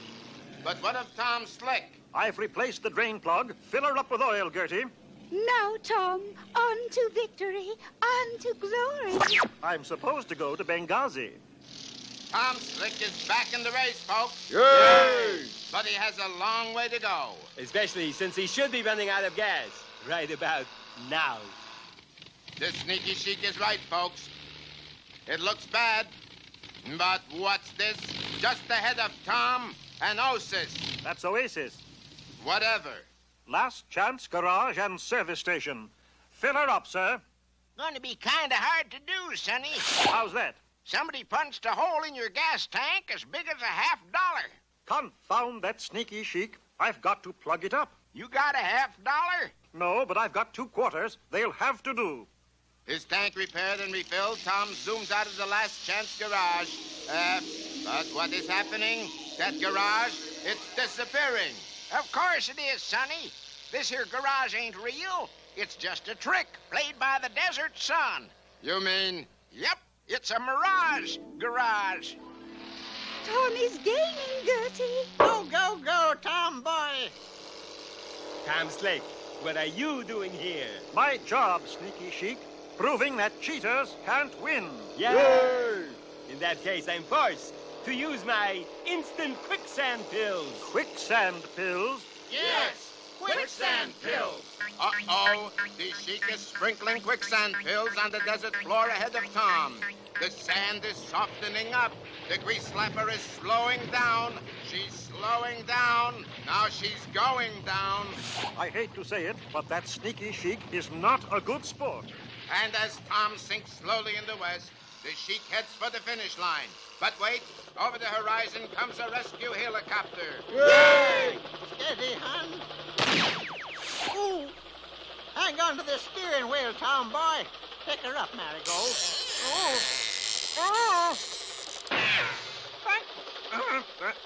Thanks for the lift, girls. The sneaky sheik looks like a sure winner. But wait, charging over the dunes like an avenging aardvark comes good guy Tom Slick. In the stretcher run, it's Tom Slick. It's the sneaky sheik. It's Tom. It's the sheik. It's over. Yes, but who won? Yeah, who won? Who melts? Tom Slick. Yay! Yes, this beautiful trophy now goes to... Correction. This beautiful trophy now goes, period. This sneaky sheik is stealing the trophy. He's heading for that brick wall. Brick wall? In the middle of the desert? Don't be silly. I know a mirage when I see one. But, Tom, how did a brick wall get in the middle of the desert? Let's just call it a desert mystery, Marigold. On second thought, let's just call it a heck of a lot of hard work.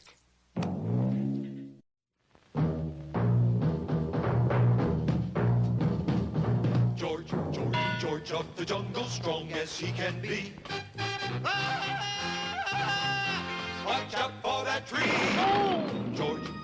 George of the jungle lives a life that's free.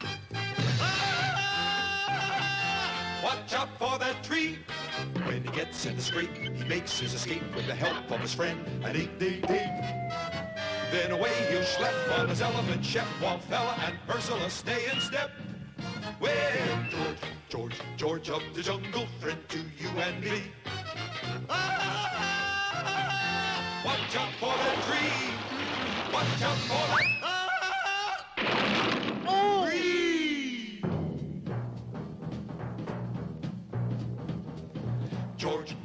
George of the jungle, friend to you and me.